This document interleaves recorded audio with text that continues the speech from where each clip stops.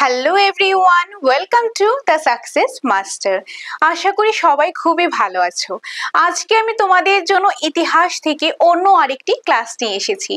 আজকের ক্লাসে আমরা যে এসটিজিটি ভিক্টোরিয়া ইউটিউব ক্লাস যেটা রয়েছে এই ব্যাচের ক্লাস কিন্তু নিয়ে এসেছি, যেখানে আমরা শুরু করেছি তোমাদের জন্য পার সাবজেক্টের এসটিজিটি আর্টসের যে 4টা সাবজেক্ট রয়েছে, ইতিহাস, ভূগোল, রাষ্ট্রবিজ্ঞান, অর্থনীতি, এই 4টা সাবজেক্ট থেকে 1500 এমসিকিউ সিরিজ শুরু করেছি।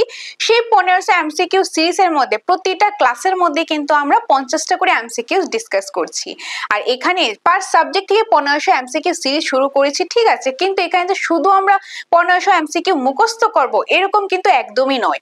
তোমাদের যেটা সবসময় আমরা বলে থাকি, বারংবার বলে থাকি, যে আমাদের শুধু এমসিকিউজ বা কোশ্চেন আনসার পড়ে কোনো লাভ হবে না, আমাদেরকে কনসেপ্ট পড়তে লাগবে, কনসেপ্টটা বুঝতে লাগবে। কারণ কনসেপ্টটা বুঝলে তারপর দেখবে তোমরা ম্যাক্সিমাম স্কোর করতে পারছো, ম্যাক্সিমাম কোশ্চেন কিন্তু আনসারটা করতে পারবে। কারণ একটু কনসেপ্ট পড়লে দেখবে এখান থেকে তোমরা অনেকগুলি কোশ্চেন ঘুরিয়ে ফিরিয়ে কিন্তু আনসার করতে পারছো।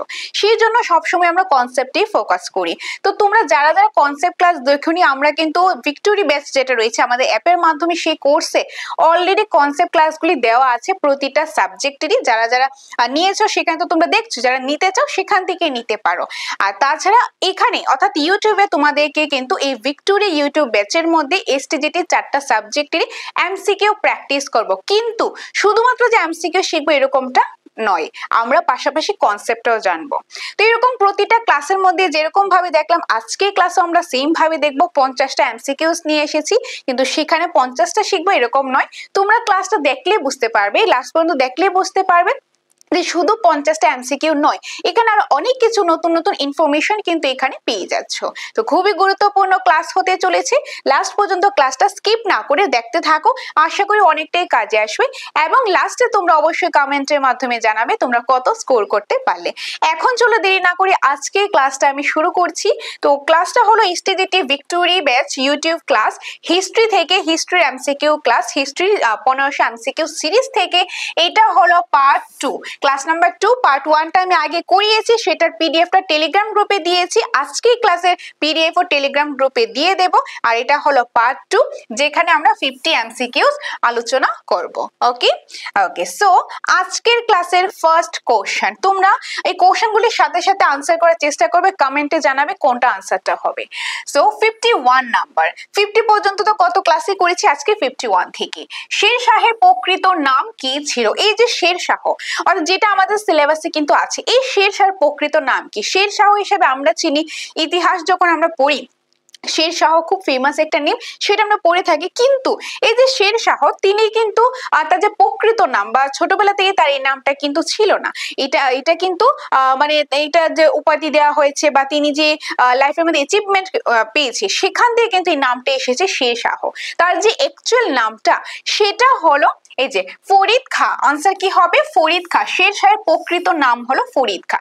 এই যে শের শাহ, তিনি কিন্তু হলেন আফগান বংশের। কোন বংশের? আফগান বংশের। ওকে, তিনি হলেন যে ফরিদ খাঁ বা শের শাহ হলো আফগান বংশের। তো তার নাম কিন্তু অ্যাকচুয়াল নেম হলো ফরিদ খাঁ, কিন্তু তিনি ছোটবেলা তার পাওয়ারফুল মানে তার যে বাহাদুরিতা দেখার জন্য তিনি ছোটবেলায় কি করেছেন? বাঘ হত্যা করেছেন। তো একটা টাইগারকে ভাগকে হত্যা করা মানে এই সেই ব্যাপার নয়, খুব একটা মানে এখন যদি আমাদের মধ্যে কেউ আমরা একদম ভাগের সাথে একদম ফাইট করি আর লড়াই করি, তাহলে খুব সাহসিকতা মনে হবে না, লোকে বলে আরে তার তো কি সাহস। এরকম তাকে পাওয়ারফুল প্রুভ করার জন্য তিনি ছোটবেলায় ভাগের সাথে লড়াই করে মানে ভাগকে তিনি হারিয়েছেন। তখন তাকে একটা উপাধি, তার বাহাদুরিতায় তাকে একটা উপাধি দেয়া হয়েছে। সেই উপাধিটার নাম হলো শের খাঁ। উপাধিটার নাম কি? তার উপাধিটার নাম শের খাঁ। তারপর তিনি এই শের শাহ কি করেছেন? শের শাহ মানে যুদ্ধ করেছেন। যেরকম শের শাহ তো আফগান বংশে, আফগানের, তো আফগান বংশের, আফগানের আগে তখন কিন্তু যে মুঘলরা ভারতবর্ষে যখন মুঘলরা ছিল, তো মুঘল সাম্রাজ্যের প্রতিষ্ঠাতা বাবরের যে ছেলে হলো হুমায়ুন। তো হুমায়ুন যখন ছিল, হুমায়ুনের সাথে তিনি যুদ্ধ করেছেন। তো এই শের শাহ আর হুমায়ুনের মধ্যে, শের শাহ আর হুমায়ুনের মধ্যে কিন্তু যুদ্ধ হয়েছিল। শের শাহ হুমায়ুনের মধ্যে দুবার যে যুদ্ধ হয়েছিল, প্রথমবার যুদ্ধটা হয়েছিল এটা 1500 1539-এ 1539-এ, যেটাকে আমরা চৌসার যুদ্ধ হিসেবে পড়ে থাকি, আমাদের সিলেবাসে আছে যে চৌসার যুদ্ধ। তার এক বছর পর আবারও 1540 খ্রিস্টাব্দে হয় কনৌজের যুদ্ধ। কনৌজের যুদ্ধটা হয়, আর দুইটাই শেরশাহ হুমায়ুনের মধ্যে রয়েছে। আর দুইবারই হুমায়ুন কিন্তু একদম হেরে গেছে, হুমায়ুন হেরে গেছেন, জিতেছেন শেরশাহ। এইভাবে হুমায়ুন তো ছিল মুঘল বংশের, মুঘল বংশ কিন্তু তখন রাজত্ব করতে পারেনি। 1540 থেকে শেরশাহ রাজত্ব করেছেন। তো যখন তাকে তো ওই ভাগের শেখকে যে হত্যা করেছিল, তার বাহাদুরিতে তাকে একটা উপাধি দেওয়া হয়েছিল, সেই উপাধিটার নাম শের খাঁ। কিন্তু তিনি যখন হুমায়ুনকে হারিয়ে তিনি মানে দিল্লির মধ্যে মানে শাসন করতে শুরু করেছেন, দিল্লির রাজা হয়েছেন, তখন এই শের খাঁ থেকে যে শের এবং তার যে তিনি শাসন করেছেন, সেখান থেকে এই যে শাহ, অর্থাৎ তার নাম এসেছে সেখান থেকে শেরশাহ। শেরশাহ। আর ইতিহাসের পাতায় এই শেরশাহ নামটাই কিন্তু ফেমাস হয়েছে, যেটা এখন আমরা পড়ে থাকি। আমরা হয়তোবা ফরিদ খাঁ করলে আমরা নাও চিনতে পারি। এখন তো তোমরা ইতিহাসটা পড়োনি, এখন সিলেবাস দেখেছো, সেখানে তোমরা কেউ বলছে ফরিদ খাঁ, কিন্তু সিলেবাস দেখবে ফরিদ খাঁ তো কোথাও নেই। তখন দেখবে কিন্তু শেরশাহ তো আছে, মানে শেরশাহ নামটা তো ফেমাস হয়ে গেছে, সেটাই হলো ব্যাপারটা। বোঝা গেল? তো শেরশাহ ছিল আফগান বংশের। তিনি মুঘল সাম্রাজ্যে যখন হুমায়ুন ছিল তার সাথে কিন্তু যুদ্ধ করেছিলেন। যেরকম চৌসার যুদ্ধ হয়েছিল 1539, তার এক বছর পর কনৌজের যুদ্ধ 1540, দুটোই হয়েছে মুঘল আর আফগানের মধ্যে। মুঘলের মধ্যে ছিল হুমায়ুন আর আফগানে ছিল শেরশাহ। তার মধ্যে হুমায়ুন একদম হেরে গেছে, যে কারণে মুঘল সাম্রাজ্যটা তখন ছিল না, তখন এসেছে আফগান বংশে, অর্থাৎ শেরশাহ রাজত্ব করেছেন। তো ওই শেরশাহর এখান থেকে নামটা এসেছে তার শেরশাহ। তার অ্যাকচুয়াল নাম কিন্তু হলো ফরিদ খাঁ, আর ছোটবেলায় একটা উপাধি পেয়েছিল শের খাঁ। তো সেখান থেকে আর শাসন যখন তিনি সামলাতে শুরু করলো, সেখান থেকে তার শেরশাহ নামটা কিন্তু এসেছে, কিন্তু শেরশাহ কিন্তু তার প্রকৃত নাম নয়। বোঝা গেল? নেক্সট।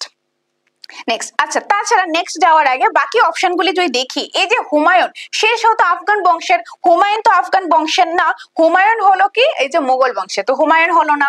তারপর হাসান খান কিন্তু হবে না, হাসান খান হলো শের শাহের বাবা, শাহের বাবা হলো হাসান খান। বাবর খানও কিন্তু হবে না, তো আনসারটা অপশন বি তে কিন্তু হয়ে যাবে। ক্লিয়ার? এটা গেল 51 নাম্বারটা, option number B, Farid Khan. Next এখানে এক্সপ্লেনেশন রয়েছে, যেটা আগের ক্লাসের মধ্যে দিয়েছি। প্রথমত যে এমসিকিউসটা, তারপর এক্সপ্লেনেশন, কারণ বারংবার বলছে এক্সপ্লেনেশন মেন, কনসেপ্টটা পড়লে যে কোনো কোশ্চেন আসলে আনসারটা করতে পারবে। আচ্ছা দেখো, পয়েন্ট ওয়াইজ দিয়েছি, তোমাদের সুবিধার জন্য পয়েন্ট ওয়াইজ আমি দিয়ে দিলাম। শেরশাহ সূরি, ওকে, তার প্রকৃত নাম ছিল ফরিদ খাঁ। তার প্রকৃত নাম কি? ফরিদ খাঁ। তিনি সুর বংশের প্রতিষ্ঠাতা ছিলেন। তো কোন বংশের প্রতিষ্ঠাতা? সুর বংশের প্রতিষ্ঠাতা। তিনি আফগান বংশোদ্ভূত, অর্থাৎ আফগান মানে বংশের কিন্তু তিনি ছিলেন। ছোটবেলায় বীরত্ব প্রদর্শনের জন্য একবার তিনি একটি বাঘ হত্যা করেন। ছোটবেলায় তার যে বীরত্বটা দেখার জন্য, প্রদর্শন করার জন্য তিনি একটি বাঘকে হত্যা করেছিলেন। সেই ঘটনার জন্যই তাকে শের খাঁ উপাধি দেওয়া হয়। সেই ঘটনা থেকেই তাকে একটা উপাধি দেওয়া হয়, সেটার নামই হলো শের খাঁ। পরবর্তীতে হুমায়ুনকে পরাজিত করে দিল্লির সিংহাসন দখল করলেন তিনি, শেরশাহ নামে পরিচিত হন। পরে যখন হুমায়ুনকে পরাজিত করে দিল্লির সিংহাসন তিনি দখল করেছেন, তখন তার নাম পড়েছে শেরশাহ। আগে থেকে তো শের খাঁ উপাধি দিয়েছিল, সেখান থেকে যখন দিল্লি সিংহাসন দখল করেন, তখন তার নাম পড়েছে শেরশাহ। আর আজকে আমরা শেরশাহ হিসাবেই চিনে থাকি, শেরশাহ হিসেবে আমরা পড়ে থাকি। ক্লিয়ার? এটা গেল আমাদের 1 নাম্বার। কিন্তু এমসিকিউ এখানে একটাই ছিল, সিরিয়াল নাম্বার অ্যাকর্ডিং, কিন্তু আমরা ইনফরমেশন কি একটা জানলাম? অফকোর্স নট, অনেকগুলো ইনফরমেশন কিন্তু আমরা জেনে নিলাম এতটুকু এক্সপ্লেনেশনের মধ্যে। তার জন্যই এক্সপ্লেনেশন এত বেশি ইম্পর্টেন্ট। কারণ শুধু কোশ্চেন পড়ে গেলাম, অপশন পড়লাম, তোমরা আনসার করলে তাতে কোনো লাভ তো হবে না। তাতে কি হবে, মানে বেশি মুখস্থ করলে কেউ দেখো পরীক্ষাতে আমরা জানা কোশ্চেন ভুলে যাই। তার জন্য গল্পের মতন পড়বো, এক্সপ্লেনেশন গুলি ভালো বুঝবো, তাহলে দেখবে তোমাদের এটা লং টাইম মেমোরিতে সেট আপ হয়ে যাবে। ওকে, তো আমাদের এই ক্লাসের সিস্টেমটা তোমাদের কিরকম লাগছে, বা এইভাবে আমরা কন্টিনিউ করব কিনা, সেটা অবশ্যই তোমরা কমেন্টের মাধ্যমে জানাবে। কারণ তোমরা যেভাবে বলবে আমরা সেইভাবেই নিয়ে আসার চেষ্টা করবো। তো অবশ্যই কমেন্টের মাধ্যমে জানাবে ক্লাসগুলি কিরকম লাগছে। ওকে, আচ্ছা চলো এখন নেক্সট কোশ্চেনে আমরা যাই। নেক্সট হলো 2 নাম্বার, শের শাহ জন্মসূত্রে কোন জাতির ছিলেন? দেখো এখানে আমার এক্সপ্লেনেশন দরকারই নেই, কারণ আগে করলাম। কোন জাতির ছিলেন? মোগল, তুর্কি, আফগান, পাঠান। আনসার কি হবে? অফকোর্স আফগান। আগের স্লাইডে তো আমরা পড়লাম Afghan, option number C. Sher Shah জন্মসূত্রে কোন জাতির ছিলেন? আফগান জাতির কিন্তু তিনি ছিলেন, সো অপশন নাম্বার সি। ওকে, নেক্সট 53 নাম্বার, শের শাহের পিতার নাম কি? ওই বলেছিলাম কিন্তু অপশনে, শের শাহের পিতার নাম কি? হাসান, বাবর, আব্বাস, সাদ। সাদ হবে না, আব্বাসও হবে না, বাবরও হবে না, বাবর তো মুঘল বংশে, হবে হাসান। শের শাহের পিতার নাম হলো Hasan, so answer is option number A. Sher শাহের পিতার নাম কি? হাসান। কোন বংশের ছিল? আফগান বংশের। শের শাহের প্রকৃত নাম কি? ফরিদ খাঁ। ওকে, শের শাহকে কোন উপাধি দেওয়া হয়েছিল? শের খাঁ উপাধি দেওয়া হয়েছিল। শের শাহ কাকে হারিয়ে দিল্লির যে সিংহাসনে বসেন? হুমায়ুনকে হারিয়ে। কোন কোন কোন ইয়ারে হুমায়ুনের সাথে যুদ্ধ হয়েছিল? 1539 একবার হয়েছিল, যেটা আমরা চোষা যুদ্ধ হিসেবে চিনি। আর আরেকটা কোন যুদ্ধ, যেটা তার ঠিক 1 বছর পর 1540 হয়েছিল। তখন থেকে 1540 থেকে কিন্তু যে আফগান বংশ মানে শের শাহ কিন্তু যে দিল্লির মধ্যে রাজত্ব করতে শুরু করেন। আর এই আফগান বংশ কিন্তু টোটাল 15 বছর রাজত্ব করেন। এই যে 1540 থেকে 1545 পর্যন্ত শের শাহ ছিল। তাও শের শাহ যখন মারা গিয়েছেন, তিনি কিন্তু মারা গিয়েছেন, যে মারা যাওয়ার পর তারপরে তাদের ছেলে বা অন্যরা যারা ছিল তার জেনারেশনে বা ওই বংশের, তারা রাজত্ব করেছেন 1555 পর্যন্ত। তারপর 56 থেকে কিন্তু আর আফগান যে এখানে রাজত্ব করতে পারেনি। ওই পানিপথের যুদ্ধ হয়েছিল, মুঘল আফগানের যে সংঘর্ষ, তখন থেকে আবারও দিল্লির সিংহাসনে মানে মুঘল সাম্রাজ্য কিন্তু আসেন। আবার ওই আকবর থেকে কিন্তু আবার যে সাম্রাজ্যটা কিন্তু চলতে থাকে, যেটা আমরা কিছুক্ষণ পরে পড়বো। পানিপথের যুদ্ধ এগুলি নিয়েও আমরা পড়বো। ওকে, আচ্ছা, তো এখানে দেখলাম শের শাহের পিতার নাম অপশন এ হাসান। তারপর 54 নাম্বার, শের শাহ উপাধি কে প্রদান করেছিল? শের শাহকে একটা উপাধি দেওয়া হয়েছিল, উপাধিটার নাম কি? উপাধিটার নাম হলো শের খাঁ। কেন দেওয়া হয়েছিল? তিনি ছোটবেলায় তার বীরত্ব প্রদর্শন করার জন্য একটা ভাগকে হত্যা করেছিল, সেটার জন্যই তাকে একটা উপাধি দেওয়া হয়েছিল। সেই উপাধিটার নামই হলো শের খাঁ। আর এই উপাধিটা তাকে কে দিয়েছেন? হুমায়ুন, বাবর খান লোহানী, ইব্রাহিম লোদি, আলাউদ্দিন। আনসারটা হবে বাবর খান লোদি। বাবর খান লোদি তাকে এই উপাধিটা দিয়েছিল। ওকে, হুমায়ুনও হবে না, ইব্রাহিম লোদি হবে না, আলাউদ্দিনও কিন্তু হবে না। আনসার হবে বাবর খান লোহানী। তো বাবর খান লোহানী কাকে শের খাঁ উপাধি দিয়েছিলেন? শের শাহকে। বা শের শাহকে বাবর খান লোহানী কোন উপাধি দিয়েছিলেন? শের খাঁ উপাধি দিয়েছেন। বা শের শাহ উপাধি কে প্রদান করেছিলেন? শের শাহকে উপাধি কে প্রদান করেছিলেন? বাবর খান লোহানী। বিভিন্ন ভাবে কোশ্চেন আসতেই পারে। ওকে, এক্সপ্লেনেশন কি রয়েছে দেখো। শের শাহ সুরিকে শের খাঁ বা শের শাহ উপাধি প্রদান করেন বাবর খান লোহানী। কে? যে বাবর খান লোহানী। ফরিদ খাঁ যখন বাবর খান লোহানীর অধীনে কর্মরত ছিলেন, তখন এক যুদ্ধে তিনি অসাধারণ সাহস প্রদর্শন করেন। মানে ফরিদ খাঁ কে? ফরিদ খাই তো হলো শের শাহ। ফরিদ খাই হলো শের শাহ। শের শাহ অ্যাকচুয়াল নেমই তো হলো ফরিদ খাঁ। ফরিদ খাঁ যখন বাবর খান লোহানী মানে বাবর খান লোহানী তার আন্ডারে কাজ করত ফরিদ খাঁ, তার কাজ দেখে তিনি মানে তিনি খুব ইমপ্রেস হয়েছেন, বা তার সাহস দেখে তাকে উপাধিটা দিয়েছিল, ওই শের খাঁ উপাধিটা দিয়েছিল। কে দিয়েছিল? বাবর খান লোহানী। বিশেষভাবে একটি ভাগ হত্যা করার ঘটনা পর এই উপাধি দেওয়া হয়। বিশেষভাবে এই ঘটনাটা থেকে মানে একটা ভাগ হত্যা করেছিল, এই ঘটনা থেকে খুব বেশি ইমপ্রেস হয়ে তাকে উপাধিটা দিয়েছিল। কে দিয়েছিল? বাবর খান লোহানী। কাকে দিয়েছিল? ফরিদ খাঁ বা শের শাহকে। তার বীরত্বে মুগ্ধ হয়ে বাবর খান লোহানী তাকে শের শাহ বলে অভিহিত করেন, যা পরে তার পরিচিতি নাম হয়। তখন তার কিন্তু এই যে প্রথম শের খাঁ, তারপর যখন দিল্লি সিংহাসনে বসেছেন শের শাহ হয়েছেন, তো এই নামটা এত বেশি ফেমাস হয়েছে যে ইতিহাসের পাতায় এই শের শাহ নামে কিন্তু এটা মানে লাইক অমর হয়ে আছে। এটাই কিন্তু আমরা এখন পড়ছি শের শাহ নামে। ওকে, আর তাকে এই উপাধিটা দিয়েছিল বাবর খান লোহানী। নেক্সট রয়েছে 55 নাম্বার। 55 নাম্বারে কি রয়েছে দেখো। শের শাহের হিন্দু সেনাপতি কে ছিলেন? শের শাহের একজন হিন্দু সেনাপতি ছিল। সেই হিন্দু সেনাপতি কে ছিল? টডরমল হবে না, মালিক মোহাম্মদ জয়াসিন, আব্বাস খান। আনসার হবে ব্রহ্মজিৎ গৌড়, অর্থাৎ option number B, Brahmajit Gaur. তিনি ছিলেন শের শাহের হিন্দু সেনাপতি। ইম্পর্টেন্ট, এটা কিন্তু মনে রাখতে লাগবে। শের শাহের হিন্দু সেনাপতির নাম কি? ব্রহ্মজিৎ গৌড়। কি? ব্রহ্মজিৎ গৌড়। ক্লিয়ার? তো answer is option number B. এখানে এক্সপ্লেনেশন রয়েছে, শের শাহ সুরির অন্যতম প্রধান হিন্দু সেনাপতি ছিলেন ব্রহ্মজিৎ গৌড়। তিনি শের শাহের প্রতি অত্যন্ত বিশ্বস্ত ও সাহসী যোদ্ধা ছিলেন। বহু গুরুত্বপূর্ণ যুদ্ধে, বিশেষ করে হুমায়ুনের বিরুদ্ধে লড়াইয়ে তিনি গুরুত্বপূর্ণ ভূমিকা পালন করেন। তারপর রয়েছে 56 নাম্বার, চৌসা যুদ্ধ কবে সংগঠিত হয়? কবে হয়, কাদের মধ্যে হয়, কে জিতেছে, কে হেরেছে, সম্পূর্ণটা আমরা বুঝবো একদম গল্পের মাধ্যমে। দেখো, দুইটা বংশ ছিল, মানে অনেক বছর ধরে দুইটা বংশের মধ্যে খুব বেশি মানে যুদ্ধ হচ্ছিল। ওই বংশগুলি কি? একটা হলো আফগান, ওকে, আর আরেকটা হলো মোগল। ওকে, এখন প্রথমে কিন্তু মুঘলরা দিল্লিতে শাসন করতো, কিন্তু পরে আবার আফগান চলে এসেছে। ওই কখন কি চলে এসেছে, সেখানে আমরা চৌসার কনৌজের যুদ্ধ চলে আসে। যখন এই যে মুঘল সাম্রাজ্যের প্রতিষ্ঠাতা বাবরের উপর হুমায়ুন এসেছে, এই হুমায়ুন যখন হুমায়ুন যখন মানে রাজা ছিলেন, তখন হুমায়ুনের সাথে আফগানের মধ্যে ছিল একজন শের শাহ। কে? শের শাহ। হুমায়ুনের সাথে শের শাহের যুদ্ধ হয়। কি হয়? যুদ্ধ হয়। মানে আফগান আর মুঘলের মধ্যে অনেক বছর ধরে যুদ্ধ লেগে আছে, কে দিল্লির সিংহাসনে বসবে, কে দিল্লির সিংহাসন দখল করবে। আগে তো মুঘল ছিল, একটা সময় পর আবার আফগান হয়েছে, আবার পরবর্তী সময় আরো 15 বছর পর আবার মুঘল এসেছে। তো একটা যুদ্ধ কিন্তু অনেক বছর লেগেই ছিল। সেটা পানিপথের দ্বিতীয় যুদ্ধের পর গিয়ে এই জিনিসটা সমাপ্তি হয়েছে। তারপর আর আফগান যে এখানে বিস্তার করতে পারেনি তার সাম্রাজ্যটা, সেটা মুঘল সাম্রাজ্যটাই কিন্তু অনেকটা ছড়িয়ে গেছে ওই পানিপথের দ্বিতীয় যুদ্ধের পর।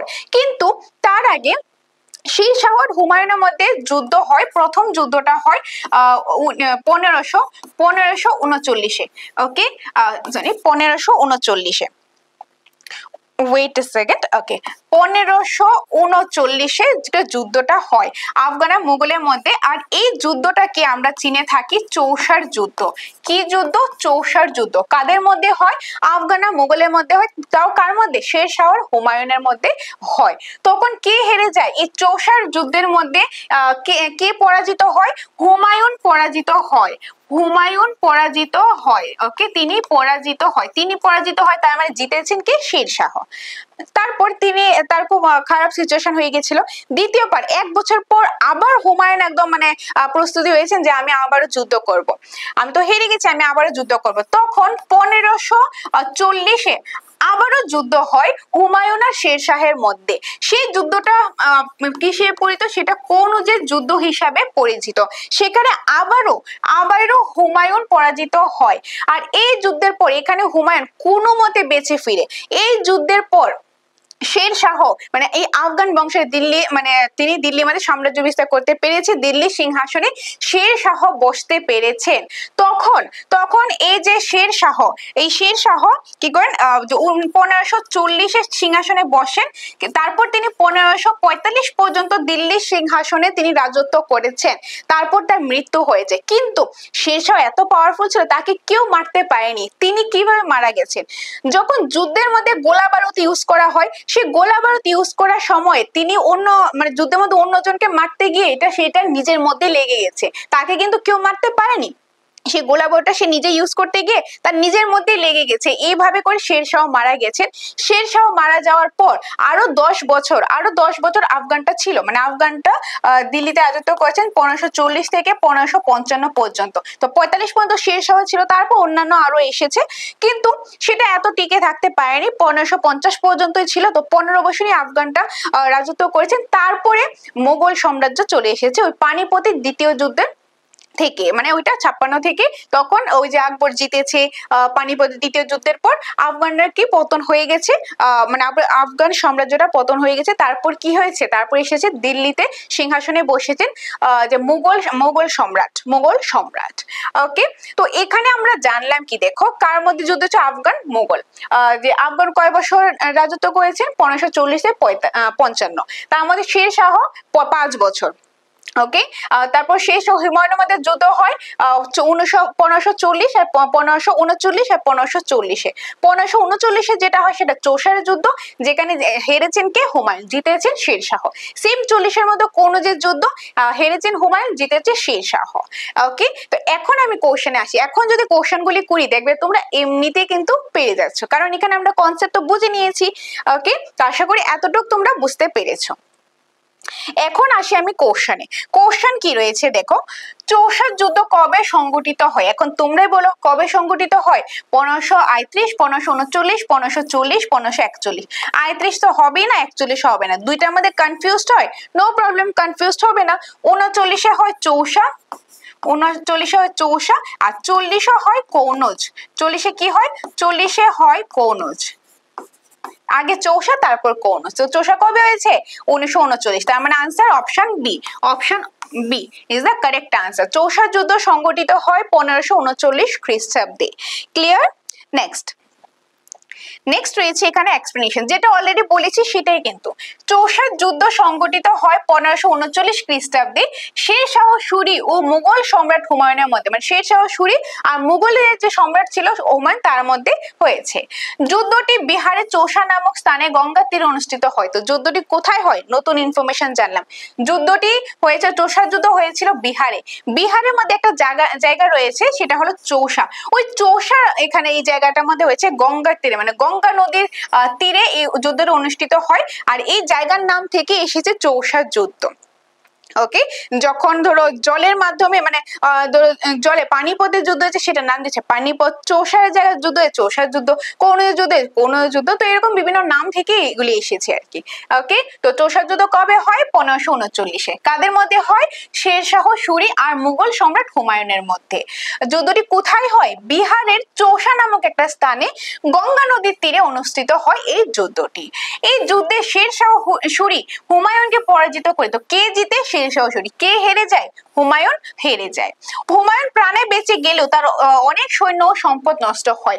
এই যুদ্ধের মধ্যে হুমায়ুন কোনো মতে প্রাণে বেঁচে গেলেও তার প্রচুর পরিমাণে সম্পদ তার নষ্ট হয়েছে, অনেক সৈন্য রয়েছে তারা অনেকে মারা গিয়েছে, অনেক আহত হয়েছে, অনেক নিহত হয়েছে, অনেক কিছু কিন্তু হয়েছে। এই ক্ষেত্রে অনেক ক্ষতি হয়েছে হুমায়ুনের। এই বিজয়ের পর শাহ উপাধি গ্রহণ করেন এবং তার ক্ষমতা সুসংহত হয়। আর এই বিজয়ের পর মানে যে শেরখা ছিল ওইখান থেকে তাকে শাহ উপাধিটা দিয়েছে, তারপর তার নাম পড়েছে শেরশাহ, কারণ হুমায়ুনকে হারিয়ে তিনি তখন তাকে বলে শেরশাহ তিনি গ্রহণ করেছেন। ওকে, মানে শাহ উপাধি গ্রহণ করেন তিনি, তার ক্ষমতা আরো বেশি সুসংহত করতে পেরেছেন। নেক্সট 57 নাম্বার, চৌসার যুদ্ধ কাদের মধ্যে হয়? কতবার বলেছি কাদের মধ্যে হয়। যদি আমি বংশের দিকে দেখি আফগান আর কাদের মধ্যে? আফগানের মধ্যে। লিখে দিচ্ছি, মনে থাকবে তোমাদের, আফগান আর মুঘল। ওকে, আর যদি তা আমাদের স্পেসিফিক কাদের মধ্যে? আফগানের মধ্যে ছিল শেরশাহ সূরি, ওকে, যারা প্রকৃত নাম ফরিদ খাঁ। আর মুঘলের মধ্যে ছিল মুঘলের সম্রাট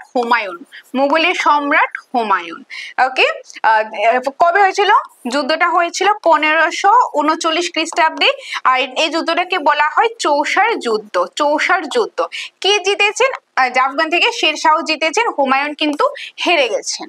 ওকে, তো কাদের মধ্যে হয়? শেরশাহ বাবর তো হবেই না, হুমায়ুন ও শেরশাহ। হ্যাঁ, হুমায়ুন শেরশাহ হবে। ইব্রাহিম লোদি এখানে আসবে না, বাবর ইব্রাহিম লোদি তো আসবে না। তো আনসার অপশন বি। তো option B is the correct answer. Clear? এটা গেল 57 নাম্বার। নেক্সট এখানে এক্সপ্লেনেশন দেওয়া হয়েছে, আবারও দেওয়া হয়েছে, সেমি অলমোস্ট বলতে পারে। চৌসার যুদ্ধ হয় 1539 খ্রিস্টাব্দে। এই যুদ্ধ সংগঠিত হয় হুমায়ুন ও শেরশাহ সূরির মধ্যে। হুমায়ুন আর শেরশাহর মধ্যে এই যুদ্ধটা হয়। কোথায় হয়? এই যে বিহারে একটা জায়গা আছে চৌসা, সেখানে গঙ্গা নদীর তীরে হয়। যুদ্ধে শেরশাহ সূরি হুমায়ুনকে পরাজিত করেন। এই বিজয়ে শেরশাহ উত্তর ভারতের প্রকৃত শাসক হিসেবে প্রতিষ্ঠিত হয়। আর এই বিজয়ের পর শেরশাহ উত্তর ভারতে মানে নর্থ ইন্ডিয়ার মধ্যে প্রকৃত শাসক হিসাবে কিন্তু তিনি পরিচিত পান। নেক্সট 58 নাম্বার, কনৌজের যুদ্ধ কবে হয়েছিল? 38 হবে না, 41 হবে না, 39 হবে না, কারণ এখানে তো চৌসার যুদ্ধ হয়েছিল। আর কনৌজ তো হয়েছিল 1540-এ। কনৌজ হলো 1540। Answer is option number C. এক্সপ্লেনেশনে দেখো, কনৌজের যুদ্ধ সংগঠিত হয় 1540 খ্রিস্টাব্দে। এটি হয়েছিল মুঘল সম্রাট হুমায়ুন আর আফগান শাসক শের শাহ সুরির মধ্যে। এটি হয়েছিল যে মুঘলের যে সম্রাট হুমায়ুন এবং আফগানের মধ্যে যে শাসক শের শাহ, তাদের মধ্যে এই যুদ্ধটা হয়েছিল। কোথায় হয়েছিল, তার স্থানটা কোথায়? উত্তর ভারতে, মানে নর্থ ইন্ডিয়ার মধ্যে কনৌজ বলে একটা জায়গা রয়েছে, যেটা বর্তমানে কানপুর জেলার কাছে রয়েছে। এখানে যুদ্ধটা হয়েছিল, আর এই নাম থেকে এসেছে কনৌজের যুদ্ধ। এই যুদ্ধে শের শাহ আবারও হুমায়ুনকে পরাজিত করে, মানে এই যুদ্ধে শের শাহ হুমায়ুনকে আবারও পরাজিত করেছেন। এর ফলে হুমায়ুন ভারত থেকে নির্বাসিত হন এবং দিল্লি ও আগ্রা সিংহাসন শের শাহের হাতে আসে। আর এর ফলে হুমায়ুন কোনোভাবে বেঁচে ফিরে ভারত থেকে তিনি চলে যান, অন্য কোথাও চলে যান। তখন কি হয়, মানে এখানে তো এখন আর মুঘল সাম্রাজ্য তো নেই, এরকম পাওয়ারফুল নেই, হুমায়ুনও চলে গেছেন, রাজা নেই। তখন এই শের শাহ তিনি কি করেছেন, দিল্লি সিংহাসনে বসেছেন, তিনি এখন রাজা হয়েছেন। এখন আফগান যে সাম্রাজ্যটা বিস্তার হয়েছে 1540-এ, তিনি দিল্লির সিংহাসনে বসেছেন। কে? শের শাহ। এর মাধ্যমে সুর সাম্রাজ্যের প্রতিষ্ঠাতা সংহত হয়। এর মাধ্যমে এই যে সুর সাম্রাজ্যের, মানে এই যে শের শাহ সুরি সিংহাসনে যখন বসেছে, সুর সাম্রাজ্যের প্রতিষ্ঠাতা সুসংহত হয়। 59 নাম্বার, কনৌজের যুদ্ধের আরেক নাম কি? কনৌজের যুদ্ধে না আরেকটা নাম আছে, সেটা একটু মনে রাখবে, সেটা হলো বিলবগ্রাম এর যুদ্ধ। ওকে, অপশন বি, এটা একটু মনে রাখার বিষয়। এখানে এক্সপ্লেনে কি আছে, এটা অন্য কোন যুদ্ধ, জাস্ট আরেকটা নাম আর কি। 60, কনৌজের যুদ্ধে কে পরাজিত হয়? কনৌজ যুদ্ধে কাদের মধ্যে হয়? আফগানের যে শাসক ছিল শের শাহ আর মুঘল সম্রাট হুমায়ুনের মধ্যে। তার মধ্যে শের শাহ জিতেছেন, কনৌজ হেরে গেছেন, এটাই তো ছিল। তো যুদ্ধের মধ্যে কে পরাজিত হন, কে হেরে যায়? হুমায়ুন হেরে যায়। তো আনসার ইজ অপশন সি। যদি বলে কে জিতেছেন, তাহলে আনসার হবে শের শাহ। কোশ্চেন কি দিয়েছে সে বুঝে আমরা আনসারটা করব। তো এখানে কোশ্চেনের অ্যাকর্ডিং আনসার হলো অপশন সি। আচ্ছা, এখন তোমাদের নেক্সট কোশ্চেনে যাওয়ার আগে তোমাদের একটু ইনফরমেশন আমি দিয়ে দিই। অনেকেই তোমরা ফোন করো, মেসেজ করো, তো তোমাদের আমি ইনফরমেশনটা বলে দিচ্ছি। দেখো, তোমরা ক্লাসগুলা করছো, তোমরা পড়ছো, নোটস পড়ছো, সবই ঠিক আছে, ফাইন। এখন আমাদেরকে শুধু পড়ে গেলেই হবে না, আমাদের একটা সিস্টেম ওয়াইজ পড়তে লাগে। তো সেটাও ধরো পড়ছো, কিন্তু তোমরা প্র্যাকটিস করছো না, তাহলে দেখবে পরীক্ষা দিকে এক প্রবলেম কি ফেস করবে। কোশ্চেনটা জানো, আনসারটা কনফিউজড হয়ে যাচ্ছে, বাট টাইম ম্যানেজমেন্ট করতে পারছো না। সেই জন্য প্র্যাকটিস ইম্পর্টেন্ট। আর প্র্যাকটিস করতে গেলে অবভিয়াসলি মক টেস্ট তো দিতেই লাগবে, আর সেই মক টেস্টটা আমরা দ্য সাকসেস মাস্টার তোমাদেরকে প্রোভাইড করব। একদম রুটিন দেওয়া হয়েছে, সেই রুটিন অনুসারে টপিক ওয়াইজ মক টেস্ট তোমরা পেয়ে যাবে, যেখানে এসটিজিটি আর্টসের 4টা সাবজেক্ট, ইতিহাস, ভূগোল, রাষ্ট্রবিজ্ঞান, অর্থনীতি, 4টা সাবজেক্টেরই তোমরা মক টেস্ট কিন্তু পেয়ে যাচ্ছ। হিস্ট্রি, জিওগ্রাফি যে পরীক্ষাতে আসবে 40 নাম্বার, সেভাবে আমরা মক টেস্ট রেখেছি। ইকোনমিক্স, পলিটিক্যাল সায়েন্স 35 করে। এই মক টেস্টটা তোমরা অনলাইন বাড়িতে বসে এনি টাইম তোমরা মক টেস্টটা দিতে পারবে। এটাই হলো সেই কোর্সটা। এই যে STGT syllabus wise mock test, STGT arts এর এটা হলো Bangla version, schedule mock test তোমরা পেয়ে যাবে। আনলিমিটেড টাইম অ্যাটেম্প করতে পারবে এই কোর্সটা নিলে। আর এই কোর্সটা হলো মাত্র 499, মাত্র 499 এর মধ্যে তোমরা এসটিজিটি মক টেস্টের কোর্সটা পেয়ে যাচ্ছ। এটা আমাদের অ্যাপ রয়েছে দ্য সাকসেস মাস্টার, সেই অ্যাপের মাধ্যমে কোর্সটা পেয়ে যাবে। এখন যদি ভাবো শুধু মক টেস্ট দিলে তোমাদের হবে না, যাদের শুধু মক টেস্ট প্রয়োজন এটা ডিরেক্টলি নিতে পারো। কিন্তু অনেকে আছে যে শুধু মক টেস্ট নিলে হবে না, আমাদেরকে ক্লাসও দিতে লাগবে, আমাদের ক্লাসও প্রয়োজন। তাহলে এটা থেকে আরো একটা বেটার ভার্সন রয়েছে এসটিজিটি ভিক্টোরি ব্যাচ, যেখানে এসটিজিটি সোশ্যাল সায়েন্সের বাংলা ভার্সনে, যে বাংলা ভার্সনে তোমরা পেয়ে যাবে 4টা সাবজেক্টেরই, ইতিহাস, ভূগোল, রাষ্ট্রবিজ্ঞান, অর্থনীতি, 4টা সাবজেক্টেরই রেকর্ডেড ক্লাস, পুরো নতুন সিলেবাস, টিআরবিটি নতুন সিলেবাস অনুসারে টপিক ওয়াইজ ক্লাস, যেখানে পুরো ডিটেলস কনসেপ্ট পড়ানো হয়েছে, রেকর্ডেড ক্লাস পেয়ে যাবে। সেই ক্লাসের যে পিডিএফ নোটসটা সেটা অনলাইন অ্যাপের মাধ্যমে পেয়ে যাবে। অ্যাপ থেকে এনি টাইম ক্লাস করতে পারবে, এনি টাইম নোটস থেকে পড়তেও পারবে, সেটা পেয়ে যাচ্ছ। পাশাপাশি মক টেস্ট পেয়ে যাচ্ছ। এখানে তোমরা শিডিউল মক টেস্টও পাবে, পাশাপাশি পরীক্ষার আগে 150 মার্কসের মক টেস্টও পেয়ে যাবে। এখন যারা ভাবছো যে তোমাদের ক্লাসও প্রয়োজন, তোমাদের মক টেস্টও ওভারঅলটা প্রয়োজন, অনলাইনে তাহলে তোমরা এই কোর্সটা নিতে পারো। আর যারা শুধু মক টেস্ট প্রয়োজন তোমরা এটা নিতে পারো। তবে যারা এই কোর্সটা নেবে, ভিক্টোরি ব্যাচটা নেবে, তাদের ক্ষেত্রে এই কোর্সটা আলাদাভাবে নেওয়ার কোনো দরকার নেই, কারণ এই কোর্সে যে মক টেস্ট থাকবে এটা সেম ভিক্টোরি ব্যাচের কোর্সের মধ্যে ইনক্লুড করাই থাকবে। অর্থাৎ এই কোর্সটার মধ্যে overall online STGT arts Bengali version তোমরা পেয়ে যাবে। তার জন্য শুধু মক টেস্ট নিতে চাইলে মক টেস্টটা নাও, ওভারঅলটা নিতে চাইলে তোমরা এটা ডিরেক্টলি নিতে পারো। এখন তোমাদের যে কোর্সটা প্রয়োজন তোমরা সেটাই নেবে, যাদের প্রয়োজন তারাই নেবে। এখন কিভাবে নেবে সেটা নিতে পারবে। প্রথমত তোমরা অ্যান্ড্রয়েড মোবাইলে প্লে স্টোরে যাবে, ইনস্টল করবে অ্যাপের নাম দ্য সাকসেস মাস্টার। তারপর এরকম লোগো আসবে, সেটা তোমরা ইনস্টল করবে। অ্যাপটা ইনস্টল করার পর তোমাদের নিজেদের ফোন নাম্বার, তোমাদের নাম সেটা দিয়ে রেজিস্টার করবে। রেজিস্টার করার পর অ্যাপটা ওপেন করলে দেখবে এই কোর্সগুলি চলে আসবে। তারপর যে কোর্সটা প্রয়োজন সেটা তোমরা বাই নাও করবে, অর্থাৎ পারচেস করবে। পেমেন্ট করার সাথে সাথে অ্যাক্সেস পেয়ে যাবে। তো যারা যারা নিতে চাও অ্যাপ থেকে ডিরেক্টলি নিতে পারো। তারপরও কোনো কনফিউশন হলে ডোন্ট ওয়ারি, তোমরা এই যে স্ক্রিনে নাম্বার দিয়ে দিয়েছি এই নম্বরে কল করবে, আমি তোমাদের ডিটেলস বলে দেবো। এটা গেল অনলাইন কোর্সের। এখন অনেকেই আছো তোমাদের হার্ড কপি নোটসের প্রয়োজন, এত কিছু লিখতে পারবে না, সময় কম রয়েছে, তোমাদের জন্য হার্ড কপি নোটসও রয়েছে, সেটা নিতে চাইলে সেটাও নিতে পারো। হার্ড কপি নোটসের ক্ষেত্রে এসটিজিটি রয়েছে, এসটিজিটি সোশ্যাল সায়েন্স অর্থাৎ আর্টসেরও রয়েছে, বায়ো সায়েন্সেরও রয়েছে। এসটিজিটি সোশ্যাল সায়েন্সের ক্ষেত্রে বেঙ্গলি ভার্সনও আছে এবং ইংলিশ ভার্সনও আছে। আর বায়ো সায়েন্সের ক্ষেত্রে বেঙ্গলি ভার্সনটা আছে। যেটা প্রয়োজন বেঙ্গলি ভার্সন প্রয়োজন সেটা নাও, ইংলিশ ভার্সন প্রয়োজন সেটা নাও, বায়ো সায়েন্স বেঙ্গলি ভার্সন প্রয়োজন সেটাও নিতে হবে। যেটা প্রয়োজন সেটা তোমরা নিতে পারো। আর তাছাড়া এসটিপিজিটির ক্ষেত্রে রয়েছে English, Bengali, history, political science. আর এসটিপিজিটির ক্ষেত্রে বর্তমানে যে 1500 টাকার ডিসকাউন্ট কিন্তু রয়েছে, 1500 ডিসকাউন্ট রয়েছে। এসটিপিজিটি অরিজিনাল প্রাইস ছিল 5000, কিন্তু এখন এই ডিসকাউন্ট প্রাইস দিয়ে এটার এখন প্রাইস চলছে 3500 এখন এসটিপিজিটি মেটেরিয়ালস এর প্রাইসটা কিন্তু চলছে অ্যাফোর্ডেবল রেঞ্জে দেওয়া হয়েছে। এখন তোমরা এসটিজিটি নাও কিংবা পিজিটি নাও, যার যেটা প্রয়োজন সেটাই তোমরা নাও, বা অনেকে দুটো নিচ্ছ সেটাও নিতে পারো।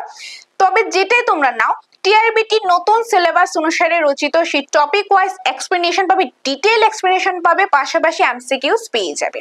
ওকে, তো যাদের যাদের প্রয়োজন স্ক্রিনে দেওয়া নম্বরে যোগাযোগ করবে। ইভেন এগুলি ছাড়াও আর অন্যান্য নোটসও পাওয়া যায়, সেটা ডিটেলসও স্ক্রিনে দেখো মেনশন করাই আছে। ওকে, তো আর বাকি ডিটেলসের জন্য তোমরা কল করে নিও এই যে নম্বরটাতে। ওকে, আচ্ছা এখন চলো ক্লাসে ফিরে আসি।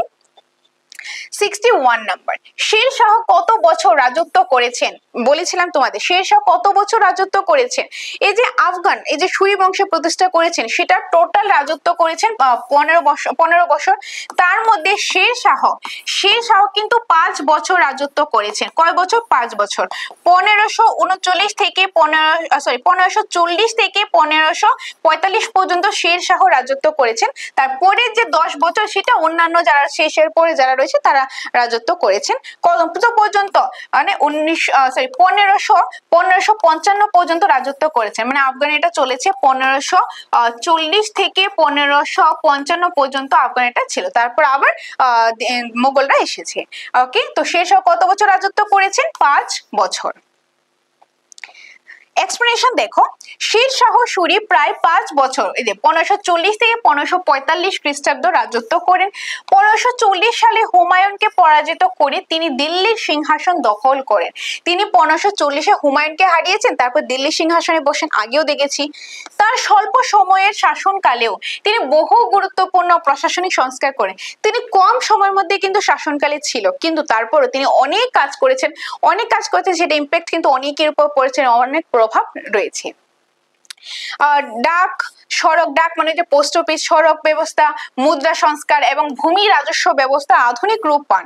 এই যে পোস্ট অফিসের বা সড়ক ব্যবস্থার ক্ষেত্রে, মুদ্রা সংস্কারের ক্ষেত্রে, তারপর যেরকম ভূমি রাজস্বের ক্ষেত্রে বিভিন্ন দিকে কিন্তু বিভিন্ন কাজ করে গেছেন। তিনি অনেক ভালো কাজও কিন্তু তিনি করে গেছেন। ওকে, 1545 সালে যে কালিঞ্জর দুর্গ অভিযানের সময় বিস্ফোরণে তার মৃত্যু ঘটে। 1545-এ শের শাহের মৃত্যু ঘটে কিভাবে? যে কালিঞ্জর দুর্গ অভিযানের সময়, ওইখানে কালিঞ্জর দুর্গ একটা জায়গা, ওইখানে যখন এখানে যখন যুদ্ধটা চলছিল, তো অভিযানের সময় একটা বিস্ফোরণ হয়েছিল। সেই বিস্ফোরণে কিন্তু তিনি মারা গিয়েছিলেন। কবে? 1545-এ। কে? শের শাহ। ওকে, এরকম আসলে কোথায় মারা গিয়েছেন? কালিঞ্জর দুর্গ।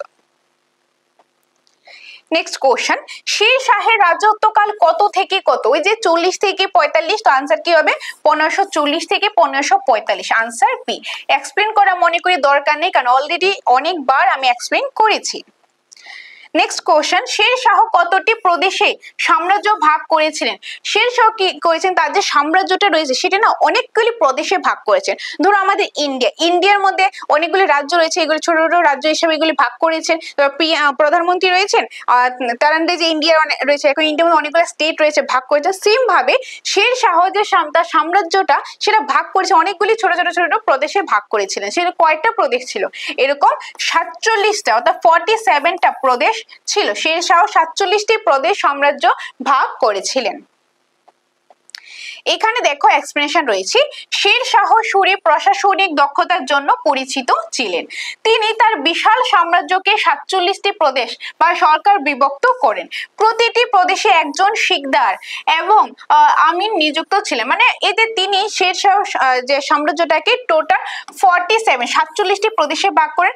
এখন প্রতিটি 47টি প্রদেশের মধ্যে একজন করে শিকদার ছিল, একজন করে আমির ছিল। ধরো অনেকগুলো আমাদের ইন্ডিয়ার মধ্যে অনেকগুলো রাজ্য রয়েছে, 28টা রাজ্য রয়েছে। 28টা রাজ্যের মধ্যে দেখা গেল যে প্রতিটা রাজ্যের মধ্যে একজন একজন করে মুখ্যমন্ত্রী আছে, একজন একজন করে রাজ্যপাল আছে, এরকম সেম ছিল। তো এই তার সাম্রাজ্য 47টি প্রদেশে ভাগ করেছেন। প্রতিটি প্রদেশে একজন করে শিকদার, একজন করে আমির কিন্তু নিযুক্ত ছিলেন। এই ব্যবস্থার উদ্দেশ্য ছিল শৃঙ্খলা, কর আদায় ও ন্যায় বিচার নিশ্চিত করা। আর এই যে সিস্টেমটা করা হয়েছিল, কেন এই সিস্টেমটা করার উদ্দেশ্য ছিল যাতে একটা শৃঙ্খলা থাকে, একটা ডিসিপ্লিন থাকে, সবকিছু সুন্দরভাবে একদম ডিসিপ্লিন ভাবে জিনিসটা চলে। কর আদায় করে মানে ট্যাক্স যাতে মানে সুন্দরভাবে ট্যাক্স গুলো আদায় করা যায়, আরো বিভিন্ন বিষয় রয়েছে।